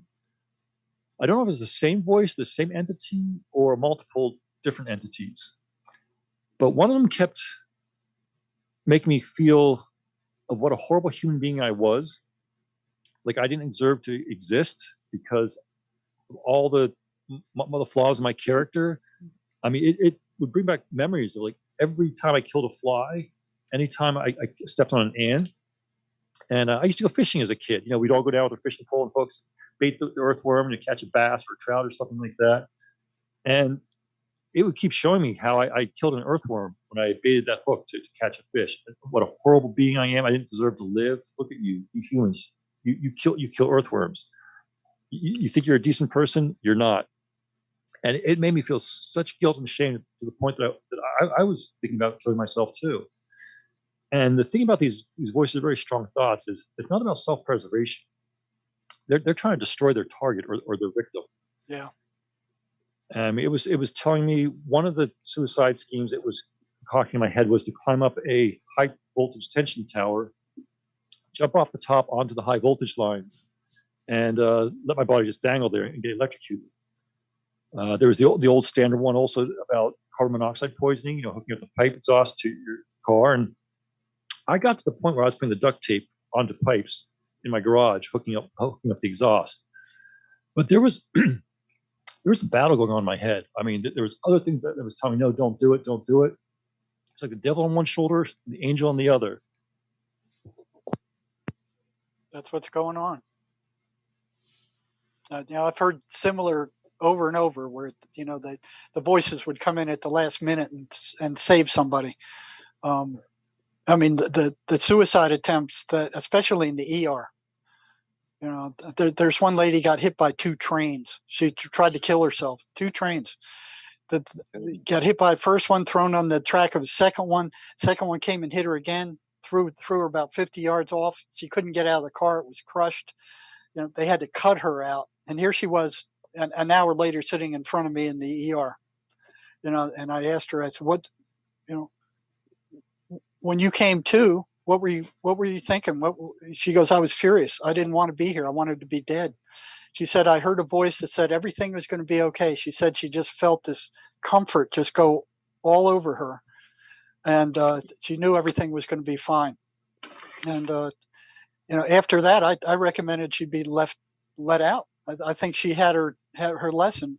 And I was surprised that psychiatry agreed with it. They let her out. But yeah, and there's story after story after story like that. So, there's also, when you're in real trouble, the good voices will actually speak, but usually they speak in feeling and intuition and not words. The bad ones speak in words. So go ahead. See, this is what I was going to ask you about, Jerry, because I've heard that voice in my head. It screamed at me a couple times, and it was telling me to do the right thing. I've never had the voice talk to me in such a way. I was actually in a Freemasonic lodge basement getting ready to join DMLA, Freemasonry for Children, at 11. And as soon as my foot hit the bottom of that basement floor, There's all these guys standing around in black robes and candles lit, all the lights off. That little voice inside my head just screamed, "Get out of here right now. Tell me you don't want to do this. Turn around and walk up the stairs." Well, good for you. And yeah, it's like I couldn't not listen to it. That's what I was going to ask you. Are there, we always talk about the evil thoughts that we all have, the driving down the road and, hey, I'm going to smash into this car oncoming. Mm-hmm. And then you think, why did I have that? Well, are there good ones out there too? Yeah, you got good ones, but like I said, the good ones are not allowed to interfere with your free will. The bad ones are. They come in there, they can do whatever they want, try to convince you to kill yourself. The good ones are not allowed to interfere with your free will unless you tell them specifically, and you ask them for help. And they're not allowed to help you unless you ask them for help. They have to sit there and watch what's going on. And if you don't ask them for help, they're not allowed to move unless you're right on the verge of death. And I've seen so many people come into the ER where, just right where something happened. One guy had a 357 Magnum. All the cylinders were loaded. Put it to his head, click. Aimed it at the floor, bang. Put it to his head, click. And the floor, bang. And he went, okay, I got it. He put that away. Another guy had a 45, went out, loaded it up, click. He went, okay. So he went out to the range the next day, put that same bullet in, and it went off. Let me see some other amazing one. One lady, she shot herself in the heart, and it missed every vital organ and went in and came out and went through the wall. And here she is sitting in front of me with 2 big Band-Aids on. And I'm like, what the hell? Another one went out to the middle of the woods in the middle of nowhere. He was determined to kill himself. He hung this rope and he was on a stump. He kicked the stump out from under and he's dangling there when a hunter comes out of nowhere and cuts him down. Let me see some other. I should have wrote these down, but they were so common. It was like lobsters used to be. I didn't pay any attention because they were so common. There's a train track one. What other ones?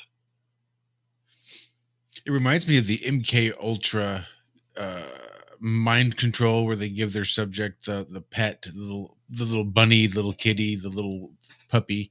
Then they raise it, and at some point they're asked to just sacrifice it and kill it, and like as a sign of good conditioning and this really seeding of that mind control is their ability to just do what they're told and just trauma-based programming. That's what I mean. It's happening to us all right now. They're doing the best they can. But what a coup de grace for a trauma-based mind control to be able to convince someone to take their own. That's look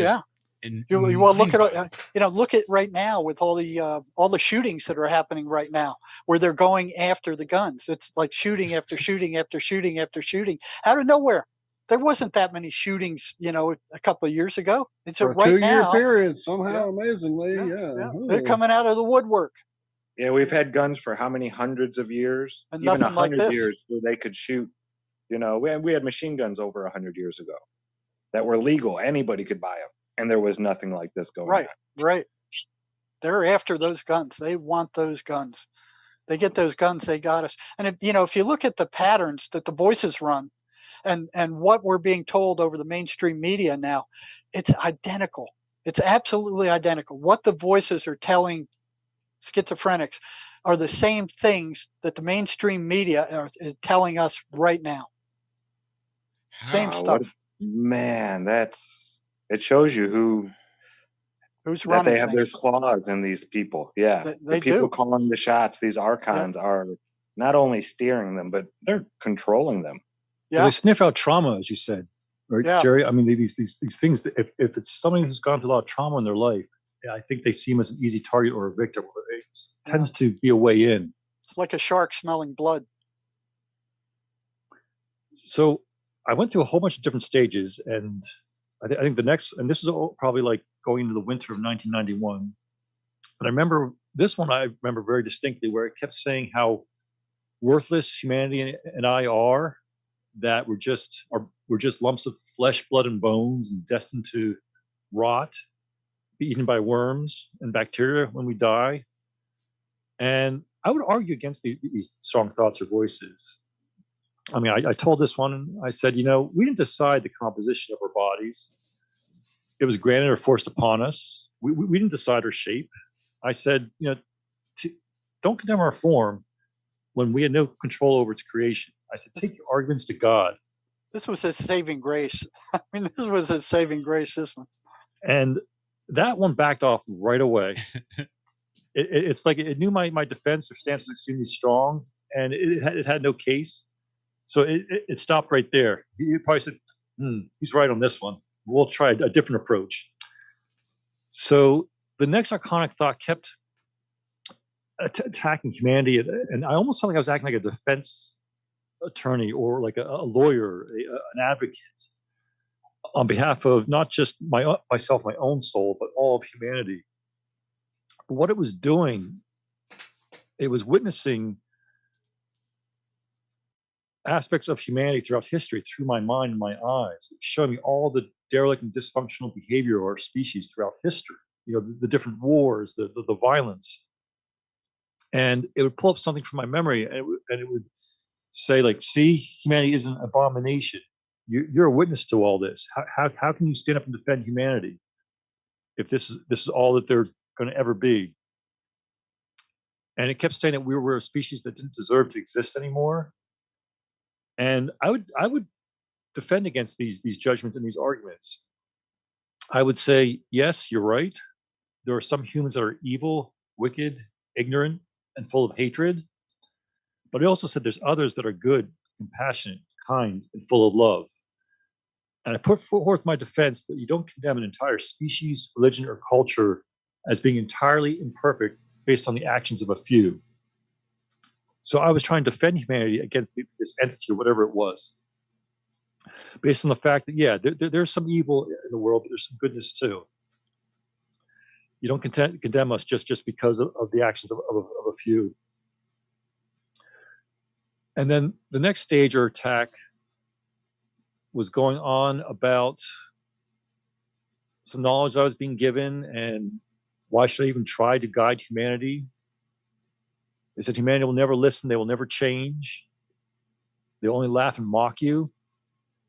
They told me I'd be a failure from the start on my mission. And I agreed with that entity on this point. I said, but still I must try. And they called me a fool, said, you're going to be a fool for doing this. I said, I know, but being the fool is my choice. I choose to do so. And I remember to ask this distinctly. They said, why do you choose to be the fool? They got mad at that, didn't they? Oh, when they you were. said this is my choice. I bet they did not like that at all. And I said very blatantly, for the love of humanity. They didn't like that. And thoughts were right on that in a sense, because whenever you try to lead somebody out of Plato's cave, or to show them a greater truth, it can be disturbing because it means that they have to acknowledge that their old self might have been wrong or incorrect, and they have to kind of come back as a newer self, and then that calls upon inner courage and inner strength to do that. No, at what point did that creature show up? That 4,000-year-old creature. Okay. So I went through all these different trials and tribunals. I mean, it was constant, different attacks, different things I had to defend myself against. And they told me if I told anybody about this stuff, that I would be stated on drugs the rest of my life. Yeah, that's what they say. I'd be locked away, that nobody would believe me. I mean, here it is. I had a diagnosis of affective schizophrenic disorder a year earlier, and now I'm going through all these internal battles in my mind. And like it was made to sound like my voice, but it wasn't necessarily me. Yeah, the intent was way different.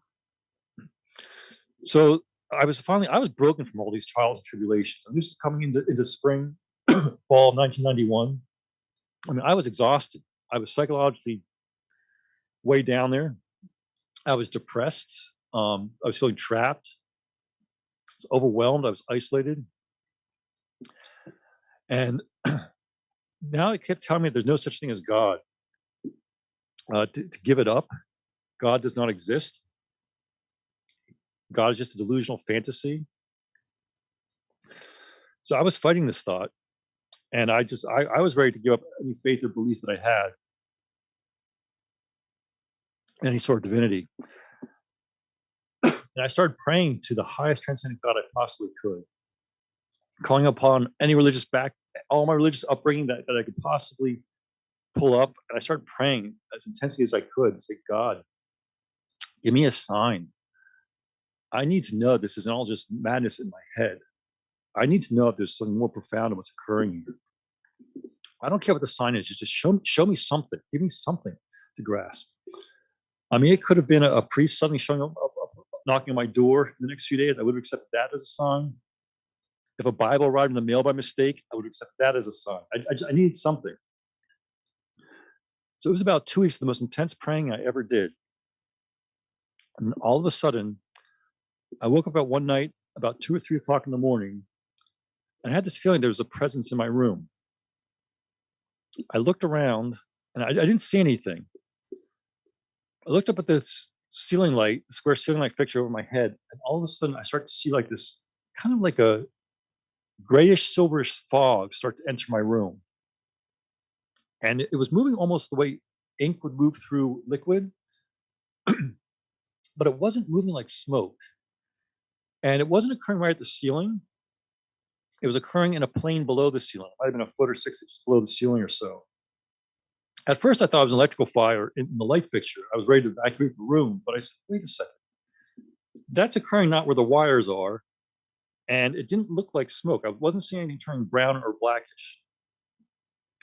So this fog is coming into the room more and more and more so, and I'm thinking to myself, oh, great. Now I'm having a hallucination, a visual hallucination. I really must be nuts. What next? And I'm watching this fog enter the room. It's forming kind of like a cloud. And I start to see this dark portal open up in the middle of this cloud. The portal was kind of like oval shaped.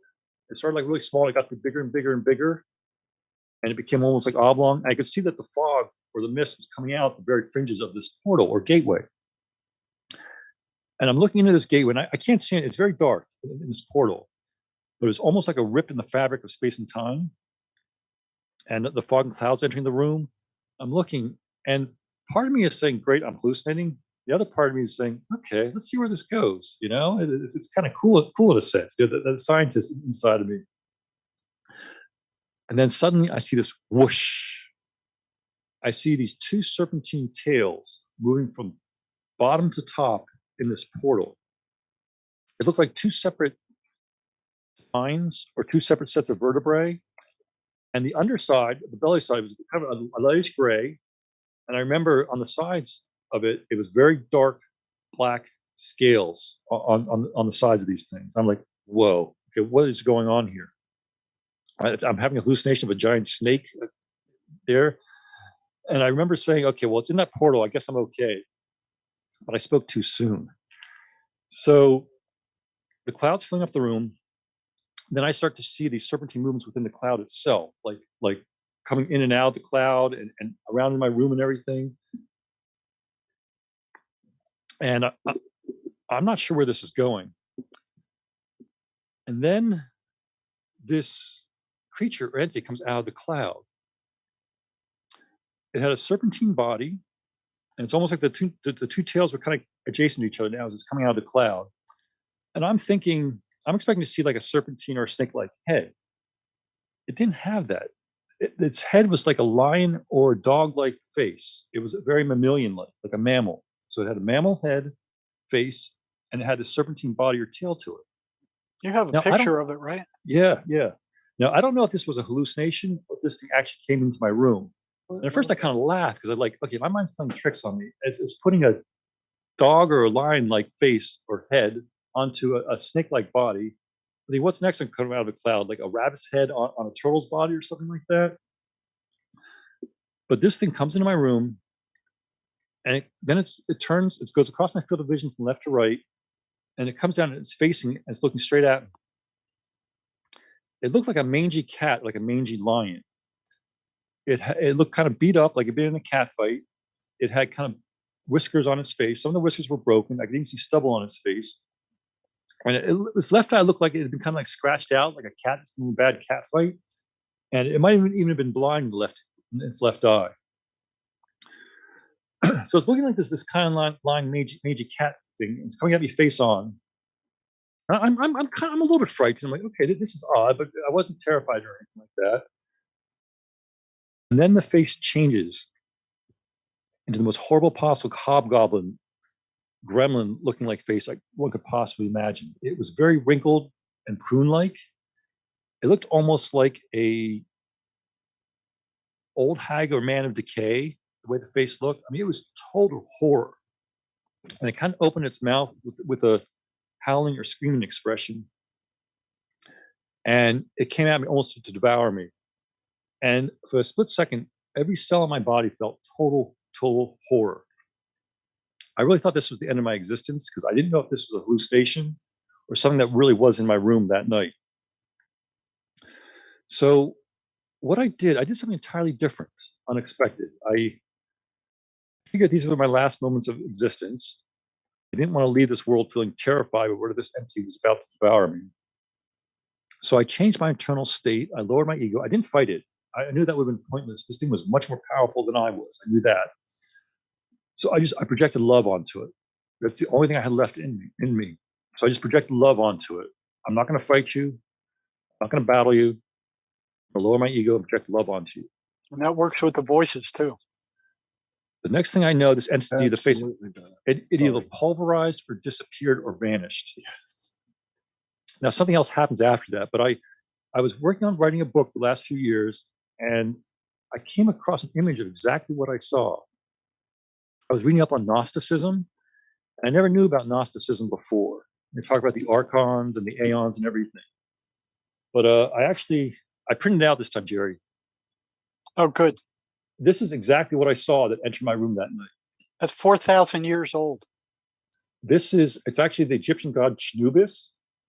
It's also the Gnostic demiurge or Abraxas. It goes by several other names too, such as Yaldabaoth, Samuel. But you notice it has two spines. It looks like two vertebrae. And it's got kind of a lion, dog-like, a mammalian face to it. Now, I had never seen this before. Like I said, I went to a Methodist Sunday school, a Roman Catholic youth group. They don't teach about this stuff in those classes at all. So I survived my encounter with this entity. I'm still lying in bed. I'm like, what just happened? What was that? When I look up, there's a new face hovering over my head. This face was very different, though. It was like a white white mask, and it looked like there was like fluttering going on behind it, like golden wisps, like it might have some golden wings, like it was fluttering over my head.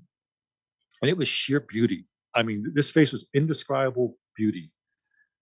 I almost felt like I wasn't worthy to look at this, that it was something from another realm. And part of me wanted to turn away because I just felt like I'm a mere human mortal. I shouldn't be looking at this thing. This is not of this realm. And there were times during this so-called hallucination that I actually closed my eyes and shook my head back and forth to try and snap out of it. And it wasn't stopping. And when I opened my eyes back up, it wasn't like it had left off or shut my eyes. Stuff had continued, like more of the cloud had entered the room. So this new entity with the white porcelain mask, it wasn't aware of my presence, but I was aware of it. It's almost like it was looking down in shame, or like it was asleep, or it had been in jail or a prison and it had just been released, but it wasn't aware that it was free. So all of a sudden it kind of looks at me and I'm like, shoot, this thing knows I'm here. Now that last lion-like face turned into something so horrible, horrendous, and horrific to look at. I didn't know where it was going to go with this beautiful face. I was expecting this beautiful face to do the same thing. Okay, you're showing me beauty now. Now you're going to turn something really ugly and horrible. So we just kept staring at each other for about 15 to 30 seconds or so. But I got to tell you, it felt like an eternity. Now, stuff was going on in the background, but I couldn't quite see. Like it was almost like when you look at a heat mirage rising off of hot asphalt or pavement, it kind of blurs in and out, and stuff was going on in the background behind this. I'd probably call it a non-corporeal entity. And it looked like it had golden wispy wings again and like silk-like strands behind it. So we're staring at each other. I'm just waiting to see where this goes. Then all of a sudden the face smiles at me. And it was one of the most beautiful. It was a beautiful smile of grace, and it wasn't just a smile. It was like a come hither. It was flirtatious. It was like, come hither and join me. Smile of compassion and love. And with that smile, this wave of love, joy, ecstasy, bliss, erotica came from it, and it was projected onto me. And as this thing's smiling at me, sending me this wave of love, joy, bliss, ecstasy, I could actually see dimples forming in the mask too, like somebody smiling at you with dimples.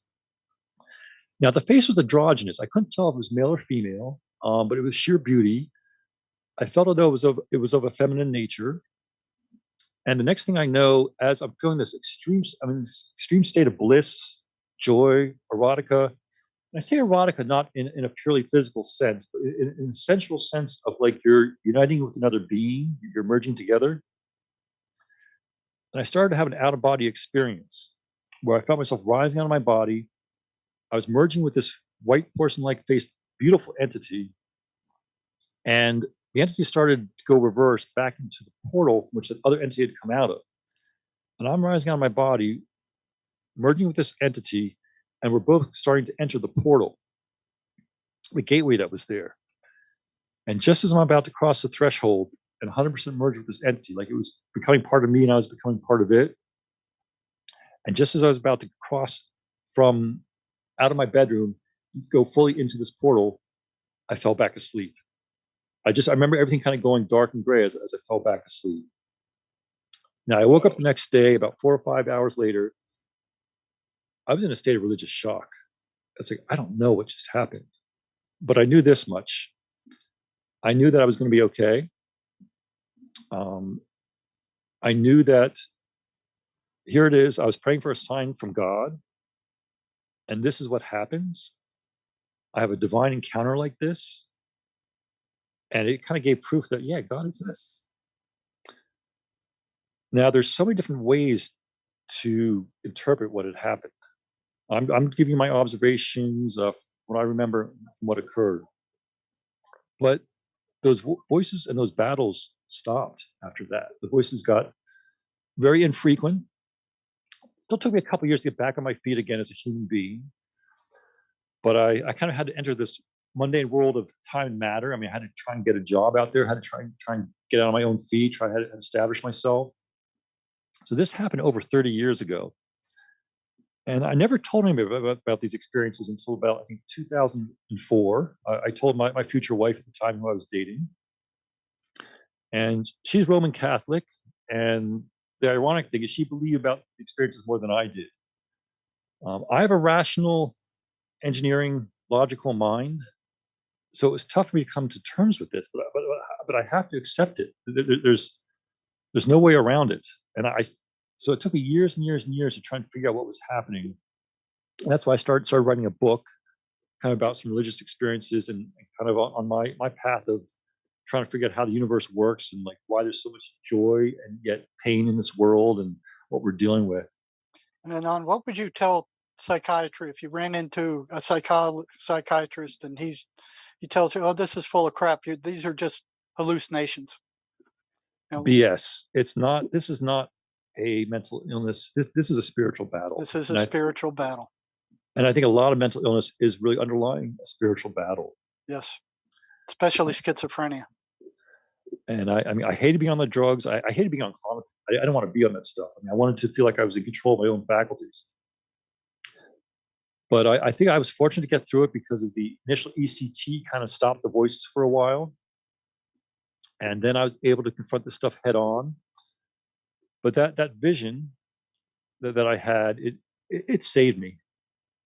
It gave me the grounding to rebuild myself. It told me that everything I was going through was not delusional, that there was something much more profound going on.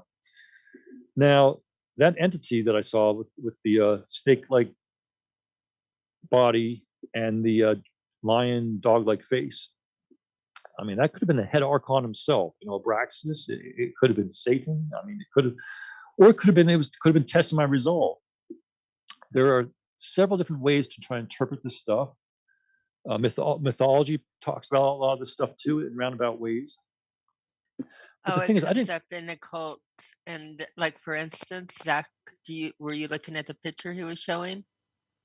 I'm interrupting on this because we were just Yeah. talking about it, but that snake, and that was Paula Coleman Smith, the designer of the tarot cards, has stylized her signature in that exact, the PS and the C, the PCS on there. If you look at the bottom right hand corner of any tarot card or embedded in any of them, you'll see that exact symbol. And it looks like a snake, a serpent wrapped around. And pictures that you're describing, even the woman in that, if you go into her artwork and the occult artwork, you're like describing things that I was just looking at pictures of. A lot of us are, and it's in like all of the old mythologies, occultism, in so many ways that you can't even be, again, you could say it can be interpreted different ways, but it's those exact images are there and carried down in so many different ways in the occult. But go ahead. Oh, absolutely. It goes by the Egyptian god Anubis, is one of the mission names for it. That's spelled Chnoubis. And when I had these experiences, I was never into the occult stuff. I mean, I was reading the Bible, pretty much just the gospel-based Bible at the time. Now, after I had these experiences, that's when I started reading other things like Gnosticism, Buddhism, Hinduism, Islam, all different religions out there, because I felt there's a common path or common underlying theme between all the different world religions. I guess I take the approach more of a perennial philosophy that there's something commonality, everything that's going on out there.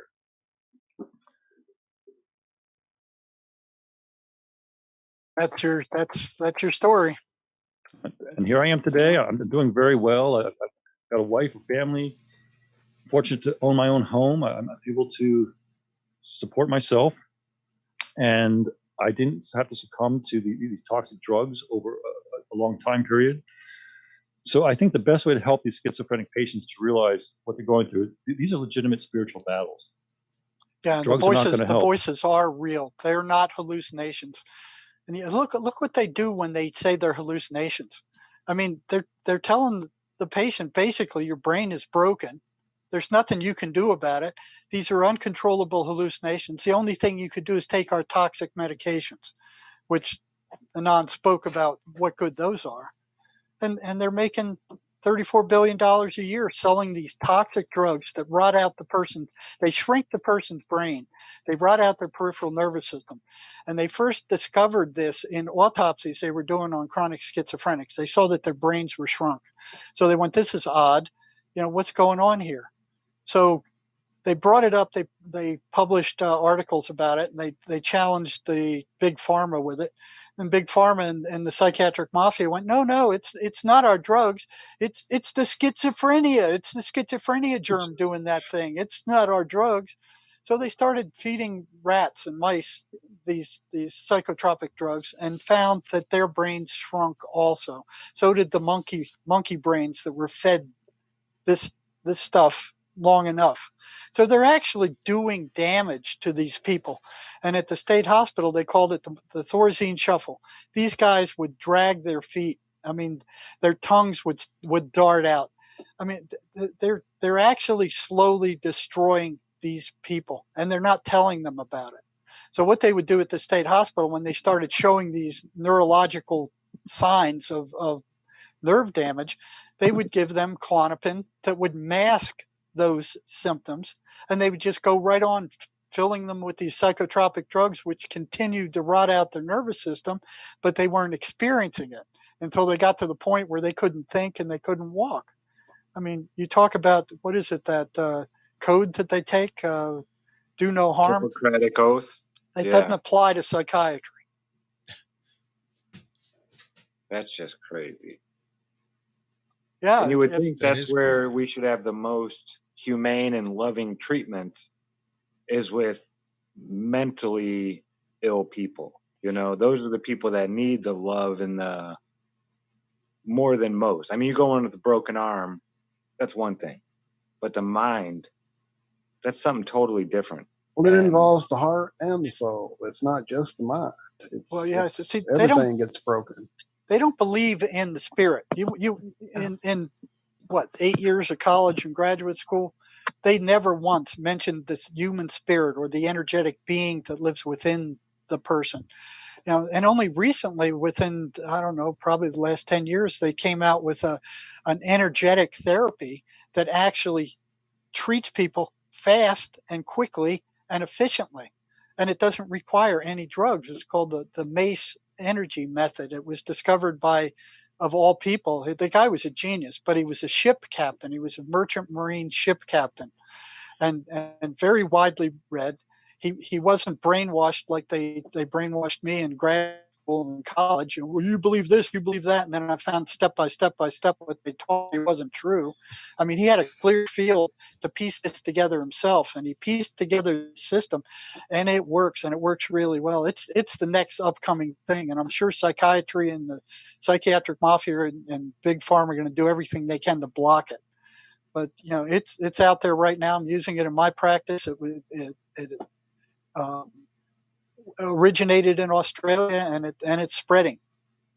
And it's not just psychiatry, by the way. I mean, it's all doctors. As far as I can give an example, that in the late 90s, my father and my sister, we were part of a very, very large family, and both of them were terminal, and it was going to take some time for it. So it was very depressing and crying. And I mean, there was a lot of crying and depression going on. And they kept on every time, like even hanging out at the hospital, people tried to prescribe me antidepressants. Even doctors, again, coming into my office, that if you work with people and you look sad or whatever, you want antidepressants. They got the entire family, with the exception of me, on different antidepressants and that, because over the long term, people, our closest people we loved, were dying, and it was sad. I refused to go on the antidepressants, but this was the late 90s, and guess what? I'm part of a large family, and all of my family members are still on those same drugs. It's just part of the repertoire at higher doses. Yeah. And I mean, at the hospitals, they were just offering doctors there to write prescriptions to the family members. Maybe it's a little bit different now. This was in the late 90s, but you go to the doctors and that you're sad for something that you should be sad for, and they want to fix it even. They drug you up. Right. Or heaven forbid a kid have energy and excitement and want to be outside and run around and not sit in a fucking chair and watch boring shit on a screen or on a blackboard. Yeah. Heaven forbid the child act like a child. Surely let's drug them up. Yep. And the efficacy of those antidepressants isn't too much better than a sugar pill. Right, but they keep it's on just getting barely the higher better than a sugar pill. And probably worse than that, because withdrawing like a sugar pill, when you withdraw from sugar, it's very sad, and so you don't want that to happen. So you have to just keep on increasing the dosage and the different things, and take it along with your thyroid pill and your other pill and your, it's and the these amount. people are forever changed once They're they forever start taking changed. these. All My of them. aunt, I mean, she was a bitch. She had a little necklace that said bitch on it. She was proud of how bitchy she was and how, outspoken she was. And she had gotten into a pretty bad car accident, and it took a while for her to get her function of her legs and all that. So they put her on these antidepressants because she was so depressed, because, she couldn't do all the things she used to do. Well, my Aunt Patty, the bitch, the proud bitch, never came back. I mean, it was like a totally different person, and she has never been that same person again. She's always been on these drugs, and I've never seen my aunt since the accident. Wellbutrin, one of their favorites. You go on that, you try to get off. It's like trying to get off of heroin. Yes, it is so friggin' painful. And that's what they my give mother you. off of that stuff. Yeah, they give you that to quit smoking under a different name. It's the same stuff under a different it's name for for pain. smoking. It'll help her pain, but it'll also help her her mood. Right? No, it puts her in a fucking depressed place where coma. she can't live. Anyway, so don't get me started. Yeah. I think this is low on it, where they say 13.2% of adults used antidepressants in the past 30 days for the adult population. I think most people, 19% for those age 60 and over, like 1 out of every 5. But I think that these are old numbers. I really, these are just the regular, even they're looking at it, what over 1 in 10 people, over 2 in 10 people right here doing 17.7% of women. And again, I'm sure they've gone up since 2018. I'm just positive. So yeah, 2 out of 10 people, 1 in 5 people they have on permanent antidepressants. And I think those numbers are low. I mean, that is absurd. They are low. And then you look at the suicide rate right now. Of that, yeah. You know, we're in worse shape as a population than we've ever been. You know, the suicide rates right now are the highest since they ever been since World War II. Right. You know, from 2006 to 2016, suicides increased by 2% a year, with 1.4 million suicide attempts. In 2017, there were 47,000 suicide deaths. That's equal to the Vietnam deaths. You know, and that doesn't even, you know, count the prisoners and a lot of others. You know, it's ridiculous. I mean, they're not doing anything to help people with these drugs. These drugs don't cure anything. They don't cure schizophrenia. They don't cure depression. They just drug you up. They just gork you out. They cure nothing. They cure the CEO's lack of a yacht. That's what they cure. They cure the doctor's lack of a fucking vacation site. I sat in a waiting room trying to get some help while I watched these guys with briefcases get admitted ahead of me, and I could hear the conversation because it would echo through the little window the lady had left open, and they were being offered all these lovely trips and bonuses, and yeah, just make sure you give them this time. And it's just it's so utterly infuriating as my family dies around me slowly but surely from these things. You guys are so brave to share this and have been sharing it for some time, Jerry. I know you have, and you and Anon have just beyond broken my mind tonight. I need if you don't mind, a link to that photograph you shared of the creature there, because I always took it to be the closest thing I could come up with as I grew up was that it was some type of Japanese dragon that came through the fan in my room when I was about 2. And, you know, that's all I could come up with, because in looking for it growing up, that's the closest if you visual I could come up with. So just do an internet search. It's pronounced Chnubis. It's Chnoubis. If you just type that in an internet search, it'll come up. All these images will come up. All over the place. Yes, I've done that. Again, throughout everywhere.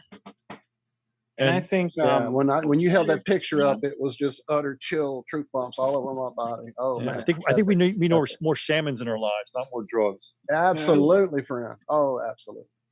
Well, I think knowing that these entities are out here. I mean, there are so many people that, you know, they've never heard these stories. They have no idea that there's even a possibility that there are entities that we can't see. Oh, they're around you all the time.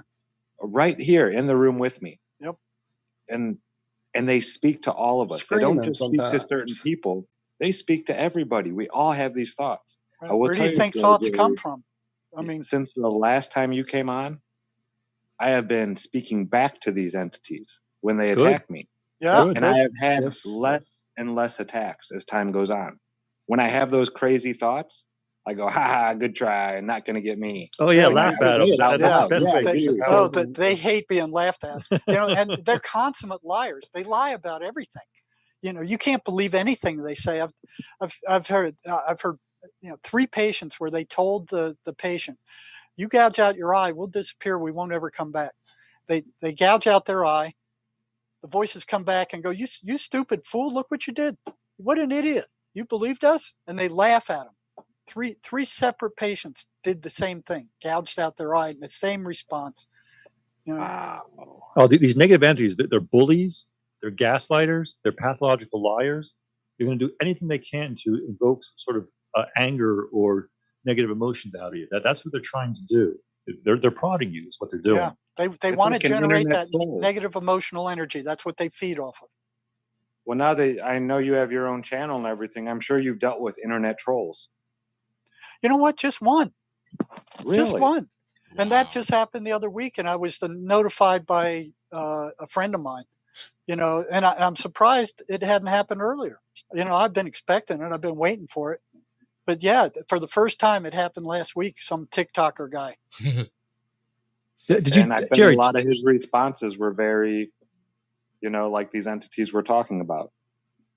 Jerry, tell the story of that patient that saw something behind you that was protecting you. I find that very fascinating. Oh, the angel one. Yeah. I don't know if you've... Yeah, that came out of nowhere. It was a psychotic gal that came into the ER, and I was evaluating her and asking her questions, and all of a sudden she just stops, and she looks at me and she goes, "You're never going to be hurt." And I'm like, "Where'd that come from?" I mean, that wasn't even in the conversation. It was just It came out of the blue. So I'm looking at her, "Where'd that come from?" And she goes, "There's a giant angel standing behind you, and it's watching over you." And I went, "Well, good. Thank God." So and I never was hurt. The closest I came was this drunken Apache they brought down to a private psychiatric hospital I was working in at the time. I had a medical student with me, and I was kind of trying to show her a little bit about how touchy some of these guys could be. So I started torquing this Apache guy a little bit, and it wasn't much.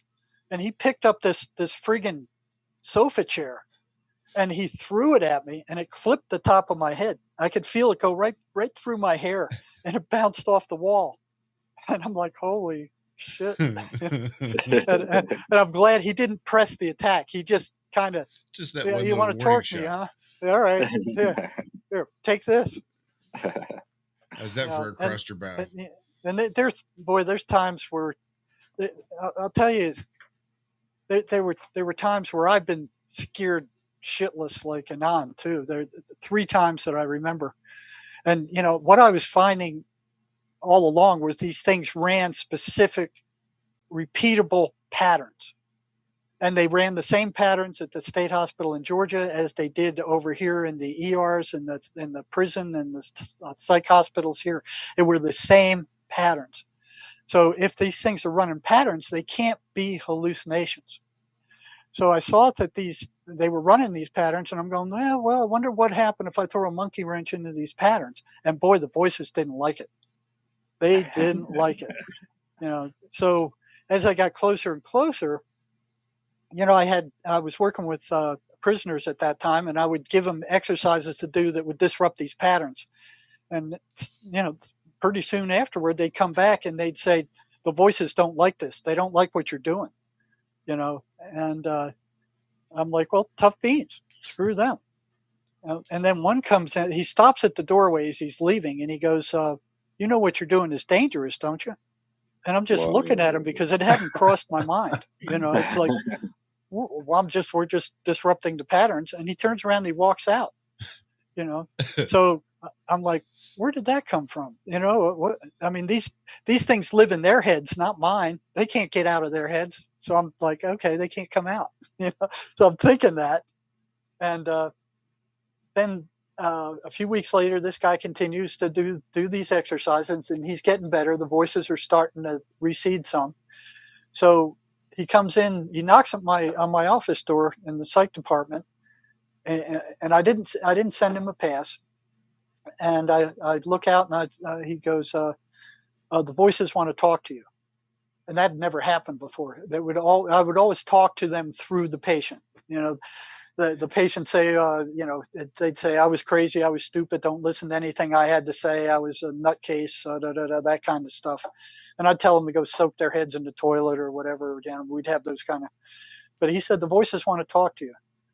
And I'm like, "They never did that before." I said, they want to talk to me personally?" And he said, "Yeah, they want to talk to you personally." I said, "Well, come on in, sit down." They sat down. I kind of looked at him like, a little bit askance. And I said, "Well, what do they have to say?"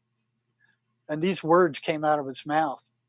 "You have no right to interfere with our way of life." And then he goes, "I didn't say that. They said that. That wasn't me. I had nothing to do with it." And, I said, well, tell them this. And he said, "I don't have to tell them anything. They can hear you. They can see you." And I went, "They see me and hear me through your body?" And he goes, yeah, they can do that. So that was one that shook me up. That shook me up. It was like, it rattled me. But then another guy who was also getting better I knew that these things needed to generate negative energy, because every schizophrenic I talked to, they said after the voices attacked, they were completely drained. They were completely eviscerated of all Oh, energy. it sucks your energy. I was sleeping for 6 hours after someone's attack. You just can't get out of bed. You were so drained, physically drained. Yeah. Could you feel it leaving? Could you feel the energy leaving you, or were you just drained?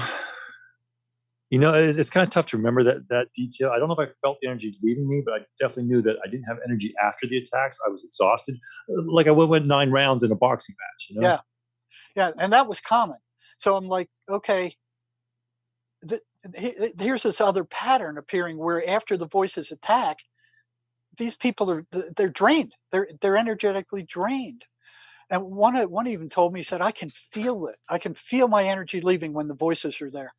So, I was reading shamanistic stuff. I love reading shaman stuff.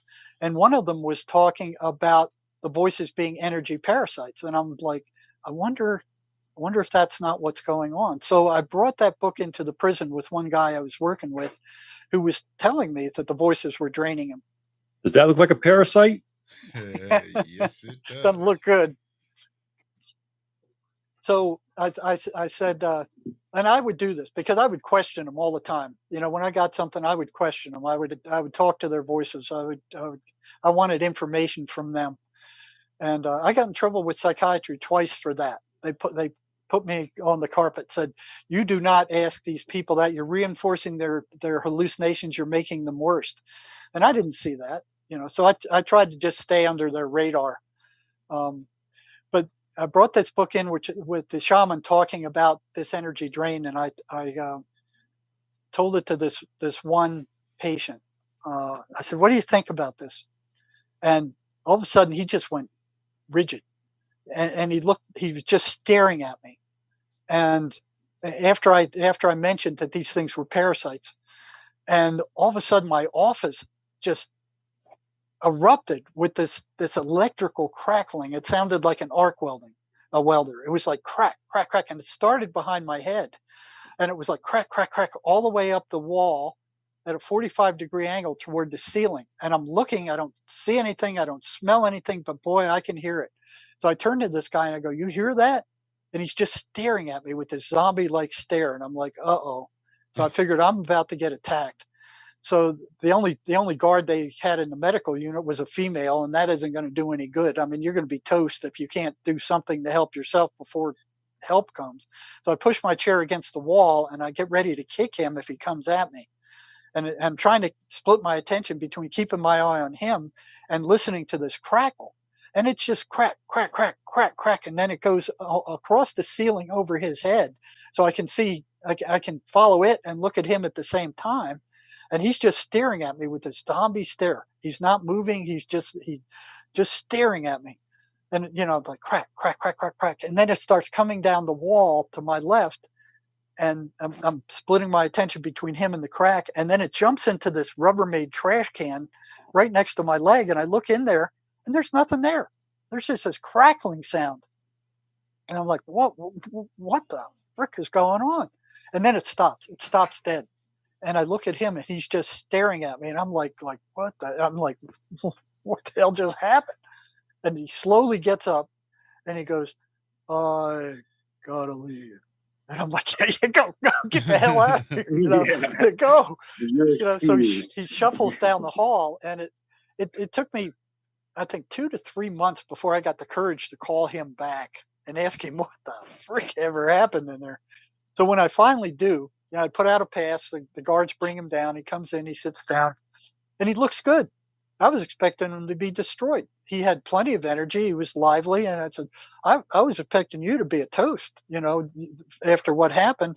You look good. And he goes, "Well, I've been doing some of the stuff you told me, and I'm able to hold them off, but they haven't stopped. I'm more in control." And I said, "Well, did you hear that crackling when you were in my office the last time?" He goes, "Yeah, I heard it." And he says, "I was surprised you did." And I said, "Yeah, I heard it." I said, "What the hell was that?" And he said, "That was them." I said, "Them who?" He said, "That was the voices." I said, "Well, what the hell were they trying to do?" He said, "Well, they were trying to scare you off." I said, they did a damn good job. So, it was like, okay, this was like the guy I knew again. And then I thought, I said, well, you look pretty strange when you left my office. I said, what were they telling you when they left, when you walked out of my office? And he turned out and he looked at me and said, they were telling me to go get a shank and stick it in your gut. The shank is a homemade prison knife. And I'm thinking, he wouldn't have done that. I've been working with him 6 months. He's doing good. He's gotten better. Da, da, da, da. I said, well, why didn't you do it? And he said, I couldn't find one. Oh, damn. And I'm like, holy shit, Which meant he'd made the decision to do it and went looking for one. He went looking for one.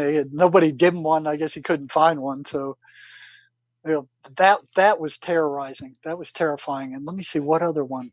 There were times when an inmate would completely recover. The voices were gone. Back then I didn't know as much as I know now about how to get rid of them. I was still experimenting. I had enough to, with time, help the guy drive them off, but it took a lot longer. And let me see, where was I going with that? I lost my train of thought. I don't want to derail you any further, but that was kind of where I wanted to get. It's where the solution has come from, where the idea that this is something you guys can deal with. You know what I'm saying? Because obviously the normal field of psychology and institutions, all that, they're definitely not handling it the right way. And I mean, short of getting an exorcist in on the situation, what is your methodology that seems to help? Because there's lots of people in chat that deal with lots of this type of thing. Number one is not to listen to frickin' psychiatry tell you that these are hallucinations. Absolutely. That is a lie, and it was made up with their chemical imbalance lie. Your brain is out of whack. The chemicals in your brain are out of whack. When I was at the state hospital, I'm like, I never saw them give a test to test what was out of balance or by how much. I heard that so many times. Oh, you have a chemical imbalance. You have a chemical imbalance. And I'm thinking, well, what was my proper chemical balance 3 years ago then? What are you basing that on? They have no idea what the chemical balance of the brain should be.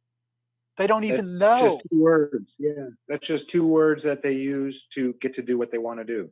Well, that's exactly right. And how can they even justify that some fucking harmful drug that they've created in a laboratory that has nothing to do with the natural makeup of the chemicals in your fucking brain would do any good? I don't get that one either. This increases dopamine uptake. This suppresses serotonin. Whatever. It's all just guessing. It's a bunch of bunk. I mean, what these things are major tranquilizers. The voices don't like them because what they're trying to do is get the guy as hopped up and as negative and as angry and upset as they possibly can. And when you pour these major tranquilizers on the brain, it doesn't react like that. It's drugged down. It's stomped down. But what these voices are energetic. Your thoughts are energetic. This is energy moving. This is energy that has invaded the person's mind. So using these drugs with an energetic entity or with thoughts is like trying to pour Thorazine on a magnetic field and expecting it to dissipate. These voices are not of this dimension. Such a great analogy, man. That's great. Oh, that's epic. Go. Yeah. These things are not of this dimension. They're of the energetic dimension, and that's different. There is no time, there is no space, there is no movement in that direction, in that reality. It's the reality of energy, and you don't have you don't have a polluted magnetic field. You don't have polluted electricity. That energy is pure. Ultraviolet radiation, it's pure. Your spirit is pure. It's one of the most powerful energies on the planet. It's pure. All this other stuff is picked up by trauma. Trauma is the thing that causes schizophrenia. Trauma and drugs. Amphetamines will make you psychotic. faster than almost anything if you continue using them. They are the devil's drug. The prisoners called them the devil's drug. And look what's happening now. They're flooding across the border. Biden's letting all the drugs possible. There's enough fentanyl to come across the into the United States now to kill everybody in North and South America. And he's just, open the borders, let them in. It's legal in freaking Oregon now. Meth and fentanyl are legal. You can get them. No problem. Their prisons are going to fill to overflowing. Yeah, Canada. Trudeau's another communist, jerk. If those that don't know what just happened in Canada is because it hasn't hit our news at all, but in Canada they passed a bill decriminalizing heroin, meth, and all of these drugs in personal bad use news. Bad amounts entirely for like 3 years is what they're doing, because it says it will make it so that people won't be ashamed to get help or what. I don't know what it was behind it, but they did it. They are so far gone. Unless you have like extremely high amounts as a dealer, high dealer quantities. The personal amounts they allowed were quite generous. I think a weed or that it was like 5 ounces or in other words, their uses were not there, but they allowed it's the same with meth and heroin, and there is no illegal drug in Canada right now. Their prisons are going to fill to overflowing. No, because it's not illegal. Their mental are, but the prisons through the crimes being committed. Well, yeah, right. That's what they're going to do. They're going to get to the point where they can't normally support themselves, and they're going to start robbing people and stealing stuff, and then their prisons are going to fill up with all these people that are psychotic, and aren't going to come back. Right, and that's what they want. Well, the reason is also they're not filling their prisons with people right now by prosecuting and tying up their legal system by tying up all of these little things is also. So in other words, by not tying up and stopping or having attention or having distance, it will have the opposite what you're expecting. They're saying, it'll make it less on our prisons because we're not arresting all of these people. No. It's going to do the opposite. Take it out. Yes. It'll do the friggin' opposite. Yes. We'll see where the experiment goes. Yeah. Oh, I remember what I was going to say. I was talking about the most terrifying moments I've had because Anon was talking about his. It was like every time a prisoner in the early days, when they fully recovered and the voices were gone. I remember one guy, he just went into shock. He said, the silence is deafening, and his voices screamed and left. That night, at I think it was like 3:00 in the morning, I felt myself getting crushed down into the bed. And I was terrified. I mean, I woke up and I was actually being crushed down into the bed. I could feel my whole body. Yep. By your shoulders, I would guess. All the whole body. Your chest and across the whole thing. Yep. I've had that numerous times. Yep. That happened several times. And I can't say I ever got used to it, but it didn't bother me as much as it did the first place. And I just started praying my butt off, until it stopped. When I was young, that was so weird when you said that about holding you down. I never had anything like that, but I always felt like a cat was walking on my bed. Never like jumped up on it and like hit it that hard, but I always felt like footsteps going up the covers next to my body. And I would look. It happened a lot when I was younger, and nothing would be there. At first, I wouldn't look because I was terrified. And then when I started looking, it stopped happening as frequently. But it would just scare me so much. I would lay there just almost shaking, 7, 8, 9 years old. And you just feel something that isn't your dog. It's not your dog. It's not that big. And it's just barely touching the covers, like it's trying not to be felt. Is that a form of sleep paralysis? Yeah, it put me heavy into weight sleep paralysis. But it wasn't like the weight was holding me down. It was out of fear that I was paralyzed. It was very light stepping up my bed towards my head. Right. What you're asking, Anon, I had done a lot of research into this growing up because of my whole family, extended family, etc., have all interacted in different varying ways with these different entities throughout our lives. And that old hag mythology, there's another one. And there's like there's an entity that's almost cat-like. Is it a kaiju in Japanese mythology? Anyway, I'm rambling. But that idea definitely was starting to kind of set with me. I had done a lot of research into sleep paralysis and all that. And then in the middle of the day, in the middle of a conversation about a particular traumatizing event that my significant other had gone through, and actually a sexual traumatizing event, middle of the day, I was literally thrown to the bed onto my back and held down across my chest and my shoulders and like my wrists. And I was literally being forced to the bed middle of the day. It was the most traumatizing thing ever. So just rambling, guys. Just so much of this stuff hits home for me, and you guys. No, that's not rambling. I mean, these experiences are real, and we tend to society to cover them up and not talk about it. Oh, that's voodoo. That's make believe. Oh no, trust me, I'm aware of the reality of it. It just, there's so much that you guys are triggered here. The trauma aspect of this, I think, is a huge aspect. There's always tends to be either some sexual trauma, some beatings, etc. in the family growing up. I know when we had the wreck, I was leaving. I was headed out, and I was brought back by the love and the energy from Shell in that wreck during the middle of that wreck. I don't know. I'm just, like I said, kind of all over the place with this stuff. But we had a lady named Janine one time talking about the whole system, the medical system that's set up to literally from your first instant in this physical reality out of the mother's womb, you're traumatized instantly. First thing, the most traumatizing, especially for men. And from that point on, I mean, that's a perfect opportunity for one of these things to step in and fuck you up for life, because to me, we're driving these avatars. We're a spirit also inhabiting these meat shells, these physical suits. And so when you're traumatized that much and have to kind of step back from that trauma, well, there's a wide open place for this energy thing to suck on in and be a parasite. How familiar are you with Gnosticism or the Nag Hammadi Library? Oh, yeah. Oh, wait, now, what was the second one? The Nag Hammadi Library. Now, that one didn't ring a bell. That's I've looked into Gnosticism a little bit. Nag Hammadi Library, it was a series of ancient scriptures and texts found around 1945 or so, but they are much more extensive beyond the typical Gospels of the Bible.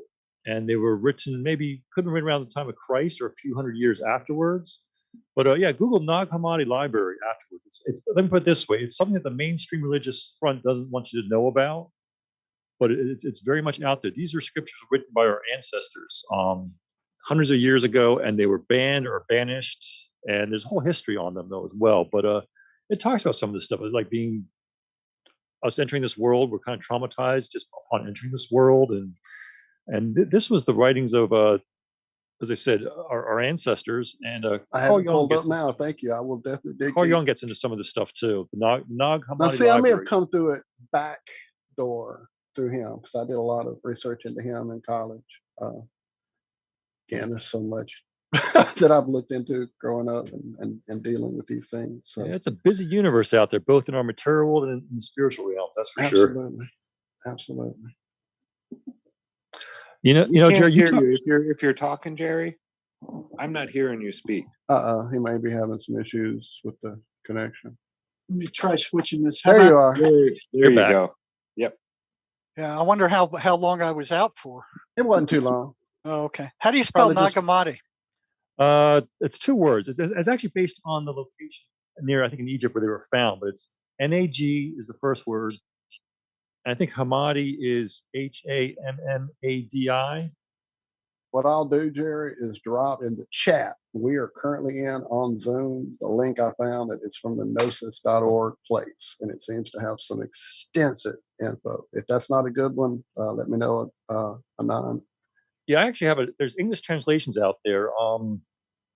Elaine Pagels, she did one of the translations out there, and she was actually a religious academic at Princeton University, and she does a lot of talks on Gnosticism, and she takes more of an academic approach to it. I'm not so sure. She might also be a practitioner as well, but it's a different perspective on some of the it's considered heretical, actually, But it goes a Some of lot the best beyond. stuff So some of it is- matches the gospel Bible. Some of it is unique in its own way. Some of it goes into Hermeticism and other religious aspects. But Well, yeah, the non- smarter men than us determined that we didn't need to know all the stuff out there. That's Let's move right, some of that's these books over to the side, call burn those them, burn apocryphal. them, and bury them. Right, exactly. So somebody asked, well, what do you do about it? And what do you do about the trauma? And what's being taught in the universities right now is just, oh yeah, you talk about it. That just makes it worse. It doesn't go anywhere. What this MACE energy method does is it knows that damage is done with trauma. That trauma is buried, because you don't want to feel it, and it stays there. It's an energetic state that's frozen in time and space. So every time you run into a situation that's similar to it, and it takes a lot of energy to keep it buried. So you run into a situation that's similar to it, or you run into somebody that is like somebody you hate, and it triggers it, and it just keeps triggering and triggering and triggering and triggering. The ACE energy method goes in there and it dissipates that energy. You can, once it's done, what they found out was that if you can turn a feeling into an image and then get rid of the image, that feeling goes with it. And that's what John Mace was wonderful about. And once you get rid of that image, then that feeling disappears also. And now it's just a memory. It's not charged. So what these Wow. negative entities feed off of are those traumas. They call them ridges. It's like where two mountain ranges come together. Because you're expending a lot of energy to keep that buried stuff down. It takes energy to keep it out of consciousness. So here's this ridge where it's there, but you're spending energy to hold it down. And once that one of those sides is released, that energy returns back to the energetic being, and you can use it again instead of spending it to keep all these ridges down. That's what these negative entities feed off of, are these negative energy ridges. They can go into your mind and they can pull up every rotten thing you've ever done and rub it in your face until you're generating that negative emotional energy, and then they suck it off. So traditional psychotherapy does not work on this. Drugs do not work on this. You have to go in there and get those ridges and dissipate them. It almost sounds like every other thing that you could go through, you have to acknowledge the problem first. Yes. You have to understand and acknowledge what's going on. Until you do that, you can't fix it. Right. And they're not acknowledging the voices as entities. They're saying they're hallucinations. And look what they do when they do that. Who is going to study a hallucination? Who is going to actually start asking people, hey, what are they saying? And find out that psychiatry will stop you from doing that. I've never seen a researcher in any of the institutions I've worked in. Never. And I'd ask the psychiatrist, where do you get your information? Oh, the drug companies, they do it all. So we had this constant stream of drug representatives coming in with these big charts. They'd give us, free lunches with everybody looked forward to them coming because they'd pay for these lunches and desserts and all this great stuff. If you just listen to them, they'd come in with these charts and da da da da da. And I'd go up to them afterwards. I said, "Well, how do you know this? I mean, how does this? Oh, our researchers do it. You can't trust those people as far as you can freaking throw them." And the psychiatrists are just buying everything they're saying, and they're making trillions of dollars out of selling these toxic drugs. It's the biggest scam I've ever seen in my friggin' life. It's deplorable. Yeah, you could take any side of an argument, tell a scientist to go find what you want them to find, and they will give you statistics that back that up. That's exactly what's going on. See, that's not good science. Good science, you're supposed to look at what both reinforces and what negates the hypothesis. And that's what I find such a tragedy. Is here, Jerry, you were ready to investigate. Well, let's see what the voices are saying. That's sound science to investigate, to look into it. And here they're telling you, no, you're not allowed to do that. Beat down. Got to get beat down for questioning and doubting the party line. And, well, see where they got you, where they got us is that if you already think you know something, which is they programmed psychiatrists, they programmed psychologists, they programmed counselors to believe that the voices are hallucinations. And if you think you know what they are, you're not going to investigate them. Who's going to investigate a hallucination? Psychiatry isn't. They got too Right. much ego. They're not going to investigate a hallucination. They know what it is. They haven't done any research at all on the voices, none. Just out of infinite arrogance, they come up and go, "We hereby declare that the voices are hallucinations," because that's what they look like. They They're haven't done full-blown any conversations is what research they on. are. They're full-blown conversations. Yeah. See, when I first started, I thought they were like word salad. They made no sense. And then I saw patients arguing with their voices. They walk by arguing with these things. No, I'm not going to do that. No, screw you. Blah, blah, blah, blah. It was like listening to one side of a telephone call, but it was a coherent. I mean, it was coherent. And that took me by surprise because I thought hallucinations, they're just crazy. They're random. They're all over the place. They don't make any sense. No, it's not like that at all. These are coherent conversations, negative, out to destroy you. And you can ask, it's like, what do the voices say? And they have no idea. They're not interested. And they've taken over the medical schools. They've taken over the psychiatry. They've taken over everything. Just for money. I bet if you went and just talked to some of the world leaders, and especially like royal families, you would probably diagnose most of them as psychotic. They're probably crawling with it because you like I said, you hear what's coming over the mainstream media now. There's a 1-to-1 correlation between what the voices say and what the mainstream media is saying. There's no difference. Just pure lies right to your face. Yeah. Well, you look at it. It's lie after lie after lie after lie. Look at this vaccine crap. You talk about something malicious. Look at all the people dying now, all the people that are injured, and still they're pushing it. They're still pushing it. Absolutely. Yeah. Why are they hiding the statistics as far as those people that have had adverse reactions to the vaccines? Because I mean, you got to see both sides. Okay, we want to see the data on what the harm the vaccines are causing. We see the data that the virus is causing. Well, why are they hid hiding? it. They hid it. It's coming out, and now they're admitting to it. They tried to. They wanted to hide it for another 55 years. They wanted to keep that shit locked down. Yeah. That's what Pfizer wanted. They wanted that information hidden for the next 75 years or something like that. They didn't want to let it out. They were sued. That's the only reason it got out. I mean, it's deplorable what's happening. It's upside down world. I mean, we speak about it all the time here. Is if you hear one thing anywhere on any media outlet, except here, of course, you definitely want to think the opposite and look at the other end of it. Look at the absolute opposite, whatever idea, theory, pattern. Yeah, it's just anything you hear on that black screen, it's going to be a lie to lead you to chaos and sad and fear and all the rest of it. Yeah, I mean, there's no doubt the increase in suicide rate over the last 2 years has beyond. Oh yeah, I think it's close to 75,000 a year. And this is with the the high priest of psychiatry running the mental health system, and you got a suicide rate of 45,000 a year to 75,000 a year. They're running the mental health system, and their suicide rate is equal to that of schizophrenics. You got the lunatics running the asylums. I mean, it's. Well, how man? Okay, so you guys are obviously deep in the trenches with this. So how much of this is a plan that we can? Let me think how to even phrase this question. I mean, okay, obviously it's coming through from the highest governmental assholes down. So yeah, they bought off the federal government. They bought off the FDA. They bought off the CDC. They're all bought off by big pharma. All of them. All the politicians are bought off by big pharma. They're owned by big pharma. Oh, absolutely.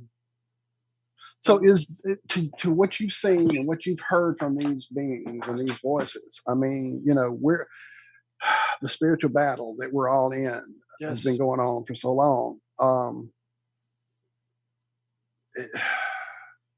Is what do we there do, in other words? hope? Right. What can we do? I mean, what we're doing here, obviously getting this out and making people aware of it is great for the people who want to hear it. But as we talk about so many things that we are trying to understand in this world, you can't make someone see, quote unquote, truth. You can't make someone understand it. They have to be willing to look at it. They have to want to see something different. You know, like you said, that ego they built through this education, the money, the prestige, the ass kissing they get from all the pharmaceutical industries, et cetera. I mean, you know, how is this? How can it be anything but what I think corrupt? if I may elaborate, absolutely, all your points are valid. What we're doing here, this is the starting point. It's getting out the message out to those that are dealing with schizophrenia themselves or know somebody who is, to realize, hey, this is a spiritual battle. Because if they take that approach, they realize, hey, I am sane. I'm just dealing with something right now. Right. And it's much easier to deal with. I mean, part of my battle was the fact that I was trained. I mean, I was taught psychology in college. I knew about the DSM, diagnosis manuals, and I had to confront this stuff and say, you know, I know what I was taught in college, but this really is a self-exorcism that I'm doing on myself here. There's something going on here, much more profound. I think we get that message out there that you really are going through a spiritual battle. So it makes it easier for the targets, for the patients, to deal with it. They're like, okay, I can get through this. I can win this. And they can look for alternate therapies that don't call upon these heavy brain damaging tranquilizers. And then the word may get out to their friends or other people they know and family members that, hey, you know, I was able to cure myself of this. Why give this a shot? Don't necessarily go down that hard drug tranquilizer road and what the psychological mafia is telling you. Right, And Jerry, you got a few programs that have worked for your patients. Yeah, right? yeah. And one of the simplest and you know that can be put to work right away. I mean, it's not deep therapy stuff, removing these things. It's called, Sherry called it the That's a Lie program, because these voices, 98% of what they tell patients are lies. So if the patient realizes that they're not insane, that these things are entities, that these things aren't who they are, because that's what they try to do. They try to convince the patient that what they hear in their head is them. You know, who else could it be? You know, so if they convince the patient that they are who they are, then they become that, and they start acting like that, and then they're carried away. They're carried away. So, you know, knowing that these voices are not who you are, that they're liars. If the patient will just go, that's a lie. Every time they're told, you know, you're ugly, you're stupid, you're a jerk, nobody likes you, say, counter it with, that's a lie, that's a lie, that's a lie, every single time. They can't get their clutches in you. You know, they have to get you to believe what they're saying in order to get control. And that's what they're after. They want complete control of these people. They want to exploit your weaknesses. Yes. And they'll rub them in your face, and they're also after your energy. So, you know, that's one thing is to tell the truth. These things are entities. These things, they run predictable patterns. They run a whole series of predictable patterns. And if they're running patterns, they're not hallucinations. Hallucinations are random. So to tell the truth, and psychiatry is not telling the truth, and neither is Big Pharma. Absolutely, Frank. Absolutely. You've mentioned Sherry's name a couple of times. I know Sherry Swanee from the book of you guys that I'm reading right now, and I've seen her, I think, on one of the recent shows on your channel. Is that correct? Yeah, she just. Because I've been trying to play catch up, man. You have so much going on over there on your channel, and you guys are like us. You like to get into it, and it's deep, and it lasts a minute. So yeah, I'm definitely aware of her. Anytime she has some time and would like to come hang out, definitely let her know she is welcome here. I've been blown away, like I said, by the book. I've been enjoying it immensely. I'm trying to get the link up now to throw it out there to everybody. I think we already have it in the description, but I was going to give it to everybody again. I got mine, I believe, through Google Play, guys, so it's real easy to find. You can get it easily. Now, if you don't mind, can I do a quick plug of my book? Yes, please do, sir. Okay. I meant to get back to your book when you mentioned writing one earlier, and then we got into your story, and it was so engrossing I just missed it. I was going to ask you to get the book. Now this is more of a spiritual journey for those that are truly seeking to know their own soul, and the title is Revelations on Interstellar Highway 10. I'm not sure if it's showing as a mirror image on the screen there or not, but the website is astroxrising.com. That's spelled ASTEROXRISING.com, astroxrising.com. And there's links on there. It talks a little bit about the topic of the book, and it's available in ebook and paperback. And it's a spiritual book. It's a book that kind of takes the approach that there's a commonality and goodness in all the world's religions when it's handled properly. And I refer back to it when I need to sometimes because it helps me on my rough days. And I feel as though that second entity that I felt like I united with, I've nicknamed her Zoa, Z-O-A, and I consider her kind of my muse. I mean, I felt like she was guiding me what to write this book when I worked on it. So it's got some spirituality to it, and it's not for the faint of heart. It's a beefy read, but it'll definitely make you think, and that's the purpose of the book, is to make you think. Okay, let me plug mine for a second here. You know, this one, Sherry Sweeney. There it is. Yep, Sherry Sweeney and I wrote, and it talks about what psychiatry is doing. It talks about their history. It talks about the things that they've done to these patients in the past. You know, it talks about what the voices are and what the Christian mystics Emanuel Swedenborg said about them. It talks about Wilson Van Dusen, who discovered that the voices that schizophrenics heard matched what the evil spirits Emanuel Swedenborg was talking about. So this is how we came to understand what the voices were and how they behaved. And, you know, that's one truth that has to get out in order for you to do something about it. You can't mess with what can you do with a hallucination? Nothing. And that's exactly what they want. They don't want a cure. They want to keep selling drugs. They don't care. It's big money. Big money, huge money. Yep. And they're very powerful. It goes even further than just the drugs. Like we said, it's a spiritual battle here. Yes. And that's what's going on right now on a massive scale. Massive scale. Sides are being drawn. And I think that, you know, the whole goal, I think, of these entities is divide and feed off that negative energy that's created by all the division. Yes. That's why we're seeing all this stuff with Roe versus Wade right now. And there's too many people going over to one side. They're fed up with all this leftist stuff that's being pushed in this country. And we're seeing more of the population shift to the right. Well, it's all coming to light. It's all coming to light now. Mm-hmm. You know, that's what the archons do, though. That's their method. It's called conquer or divide and conquer, and conquer. And that's what the archons are doing to humanity right now. That's why we have such polarity, such extremes. The archons love that because it divides us as a species. Yes. And that's why we got to learn to kind of find middle ground on this stuff, because the archons don't like it when we get along. They want to feast on us. I think that's what we're seeing right now. There's too much unity taking place, even among people that were divided before. They're seeing the lunacy of one side.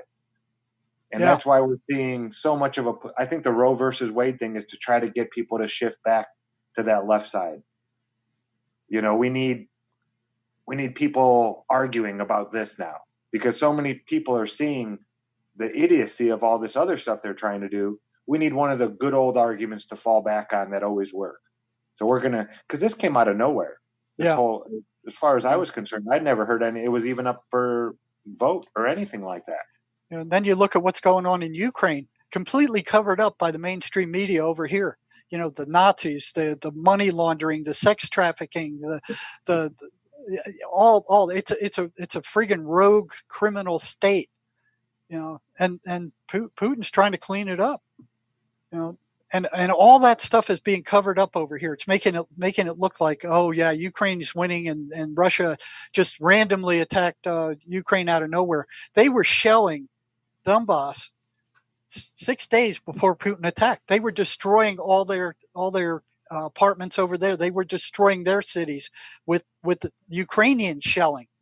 You know, that's been going on for a long time. They were doing the same thing as Russia's doing to them now.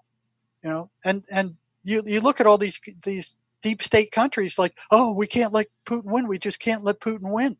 You know, we have to defeat him. And look what they're doing. They're pouring, you know, billions of dollars into these Billions. weapons. Yeah, there's atrocities going on both sides of it. That's the thing, but we need to hear both sides of it too. Yeah, that we're only hearing one side, and that's what the mainstream media wants us to hear. They took RT off the air.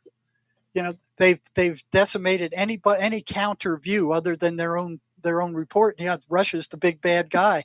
They try to make Russia the big bad guy the whole time when China's moving in there, taking over. It's insane. I mean, it's just rampant lunacy right now. It's nuts. The whole friggin' clown world. Sorry, did I just step on somebody? No, I was just going to say, it seems like there's still people who refuse to see it. Yeah. Right there, obvious as day. People are actually telling them about it. They even might sit and contemplate on it for a little bit. But something inside of them, maybe those voices, are steering them away from that conclusion. Yeah, people don't want to believe it. I still have hope for humanity, though. I feel like we're going through some tough times now, but I do feel like there is something beyond once we get beyond this insanity. I think so. True. It's light is always going to work. It's going to be victorious over darkness. It's a real shambles right now. But you watch, all this stuff is going to be coming out until it's going to be in people's face so widely that they won't be able to deny it anymore. Well, yeah, and the powers that be or whoever's controlling them knew about this. That's why they taught everybody that apocalypse was a bad word. The apocalypse is a horrible thing. And when you actually go look up the definition of apocalypse, it's the great revealing of all truth. It's got multiple definitions to it. Absolutely. One is it's a destructive ending. The other, it's a new beginning that is benevolent, and it also can mean just the word revelation too. It's got multiple definitions to it, as with many other words and things in religion and spirituality. I think it all comes to the point of which point of view you're looking from. If you're in control right now and everybody else is below you, and then all of a sudden all the truths come out and you're no longer going to be in power, yeah, that would be a bad thing for you, But all truth coming out to those seeking truth, that'd be a good thing. But if you're lying and hiding things, yeah, all truth coming out would be a horrible thing for you. Yeah. Yeah, I could see it having many definitions. And that's why they're squirming so much right now and just doubling down on the lies and hypocrisy and the hiding stuff. Death throes. That's what it feels like. Yep. Literal death throes. Yep. That's what I think this Roe versus Wade thing was a death throw. We need something right now. Do it. Yeah. Are you familiar with the Handmaid's Tale? That series on TV? I'm sorry. Yeah, I started it and we got sidetracked and keep meaning to go back. But yeah, definitely. And I had already shared your site. Thank you for sharing it here. But I had got out there for you ahead of time. And I'm on it for you, brother. Oh, thank you. I was just saying, the Handmaid's Tale. Are you familiar with that series? But oh yeah. Yeah, I mean, it just seems I started it, got through like the first, maybe third or fourth of the season or so. That's scary. It feels like, are we headed that way in this country? That's seeing underlying currents starting to come up. There was another one about that same time that I got into that had this whole idea of an alternative history with Hitler. And what was it, man? It was also really crazy. That was The Man in the High Castle. The Man in the High Top. Thank you. Yep. Alternate timelines. Interesting. Another idea. Yep. Wow, guys, we're on 3 hours now? We're just at 3 hours. Knowing we could go forever, but we need to let you guys have a break. You know what we can do later on, though, is because I know you guys are going to have a lot of people that are commenting and want more information. So maybe we can come back in a few weeks. Look, and just it's our fault completely, Jerry, that it's been this long since you've been back. It is completely our fault. A lot of it, as Josh explained earlier, is a little bit of what we all deal with these entities, and knowing that pricking the bear sometimes, causes lots of sleepless nights. So, sometimes we do keep it lovey-dovey, and we love the family we've created here, and so we like to keep that vibe sometimes, but there are times when you have to rip off that band-aid and confront these things, because there are people who need the help, and they're friends of ours and loved ones of ours. So yeah, please come back, fellas. Well, we could do a question and answer. Ooh. Because I know a lot of people are going to chat. Yes, sir. Have a lot of questions, and I'm not real good about answering all those things. I'm pretty busy. So it's easier to do it in a question and answer session. We can bring Anon back and they can Yes, ask sir. him questions too. Be happy That to would come be back on. awesome. Well, look, we've reconnected both email and chat. He gave me your email, Anon, and I just fumbled 3 or 4 times trying to get you in. We got you in, and now we're all connected. And truly, guys, this link is the key to Iron Realm. This is the link we use so that other people who've been here can come back. You guys are welcome to come back. That link will be usable. When you do get ready to come back, let me know, text me, email me. The door is open. It has been amazing. Truly, I've been in tears. I've had truth bumps. I've been excited. I've been yelling with my mute button off, trying not to step on you guys because it's just touching so many things. So thank you, thank you, thank you. Thank you for sharing here. I know sometimes, coming on and revealing something so deep is it's a huge thing. So thank you for trusting us enough to do that and trusting Jerry enough to come over here and meet up with us. Thank you so much, sir. Yeah, thank you for having us. Been a pleasure. Oh, anytime. Yeah. Just an absolute honor for you fellas to come on and hang out with us. Jerry, I just can't express how much appreciation I have for what you're doing out there and making sure that at least somebody is being made aware that this is a spiritual battle being fought. This isn't something.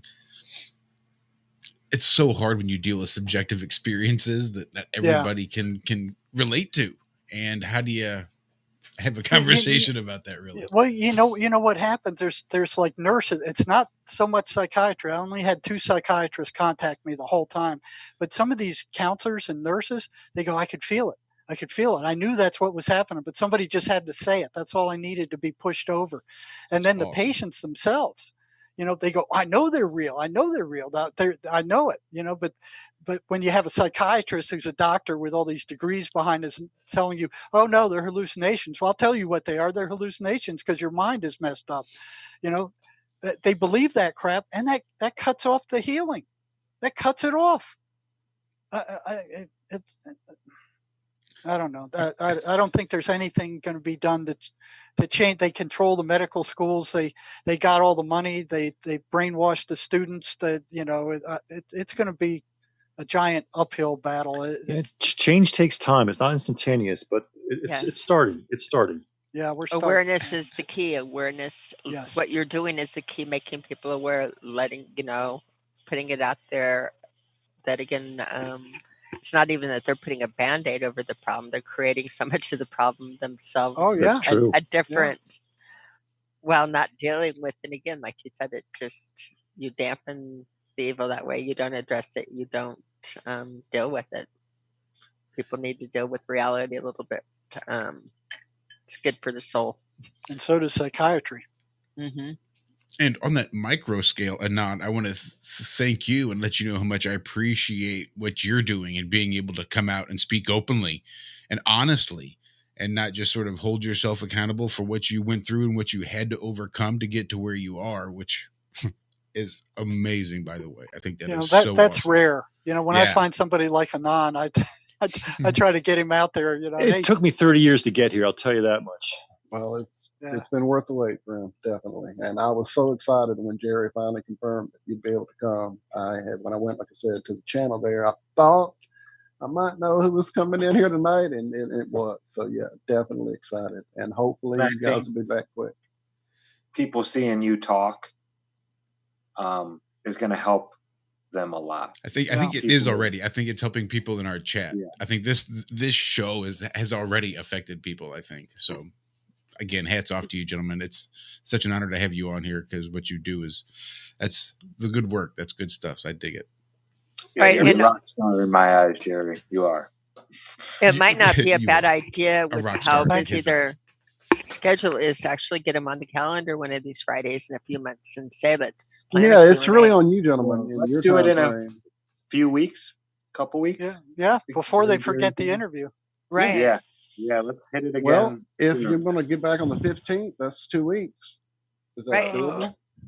I will be in Montana. Okay. It probably it'd have to be closer to the last 2 weeks in the month. That's fine. 22nd, that's fine. 29th, fine. You pick it again. Yeah. Get with me, 22nd or 29th would work for me. All right. Well, the 22nd sooner, and I know they're going to want you back quicker, man, because we definitely spent way too long not having you here, and then definitely glad to meet you and get you back over here. I'm rambling because I'm saving stuff in my phone. All right, it is locked on my phone now. So if something changes, if you can't make it for some reason, we can shift it around. Is that okay for you, Anon, as well? Yeah, I can join The on 22nd? 22nd or the 29th works for me on a Friday evening. Yeah. And you're more than welcome to come hang out by yourself too. You don't have to be chaperoned by Jerry. Yep. All right. Yep. So same time? Yep. Yep. Ish. Works for us. You know, we're not Well, necessarily that being punctual. said, But you were late tonight, but no. Okay. So we're shooting for the 22nd then, correct? Yes, sir. Yes. Storm Yes. provided that we don't. Yeah, we'll see what kind of gremlins get with us on the next one. And please invite Sherry. Let her know she's more than welcome if she's got the time. Okay. We also do a morning show on Truth Frequency Radio. It's early. On your coast, it would be. So you're not on the coast, but Oh my gosh. on your side of the country, it's really early. So it's like 4 a.m. for us, and it's 2 hours, and it's a little more regimented. We have breaks on the half hours. There's commercials. You know, it's a production. So if you guys want to hit that with us someday, we'll set that up for another time. That's going to be a little more coffee involved at 4 a.m. So yeah, we'll talk about that down the road. Talk about that down the road. Big bird. I don't know if I'm Oh, Terry, I functional get for it. I'm not Right. functional. Then I can't do it. Then they are Right, amazing. right. They That's do a that special twice a group. week. That's a It's a special group. special group. But yeah, thank you for being here. And please, this is a perfect time. In a couple of weeks, we'll see you guys. Or Okay. a couple of 3 weeks. How about that? Okay, doke. Thanks for having us. Appreciate it. Thank you, Anytime. Jerry. Good Thank night, you, all. Anon. Thank you, you, Anon. Good Anon. night. Truly. Look forward to seeing you guys come back. All right. All right, let's Thank you all. this up here. Anytime. Thank you. Well, ladies and gentlemen, that was just as awesome as I had hoped it would be, And beyond. and My beyond. goodness. I couldn't believe the what is it, that run up advertisement you guys? Sherry sent me that. I looked at that. Holy freaking cow, man! I better come up with something really good this Anytime time. you want one, let me know, man. I love throwing those together. I love doing it. So yeah. I couldn't believe it. I was looking at it. And you're talking about me? They can't be talking about me. There's somebody that's else. Great. You know? That's so great, man. That's Absolutely. good stuff. All right, I'm going to cut this off of here. Folks, you have yourselves a great rest of your week. And for those of you in the northern climes of North America, happy Canada Day. To the folks there in the U.S., happy 4th, as we will be celebrating that on Sunday. No, Monday. Christ, I don't even know what day it is. One of those days. That's a long Friday. Like I said, 3 a.m., and then I go to work for 8 hours, and then I come and do this show. Ouch. So- I'll do this again. He's a hero. He is a warrior. Josh is a warrior for truth. Yep. All right, guys. Thank y'all so much again. Thank you, chat. I didn't mean to ignore you, and next time it'll be all chat. We promise. Yeah, sorry, Chad. I don't think I looked once. Really, I didn't. I typed a few things when I shared it and could see a few things right there, and that was it. So thank you, guys. Love y'all as always. And the links are in the chat. That's it. Be good. Be well. We'll see Love you all. Bye-bye now. See you guys.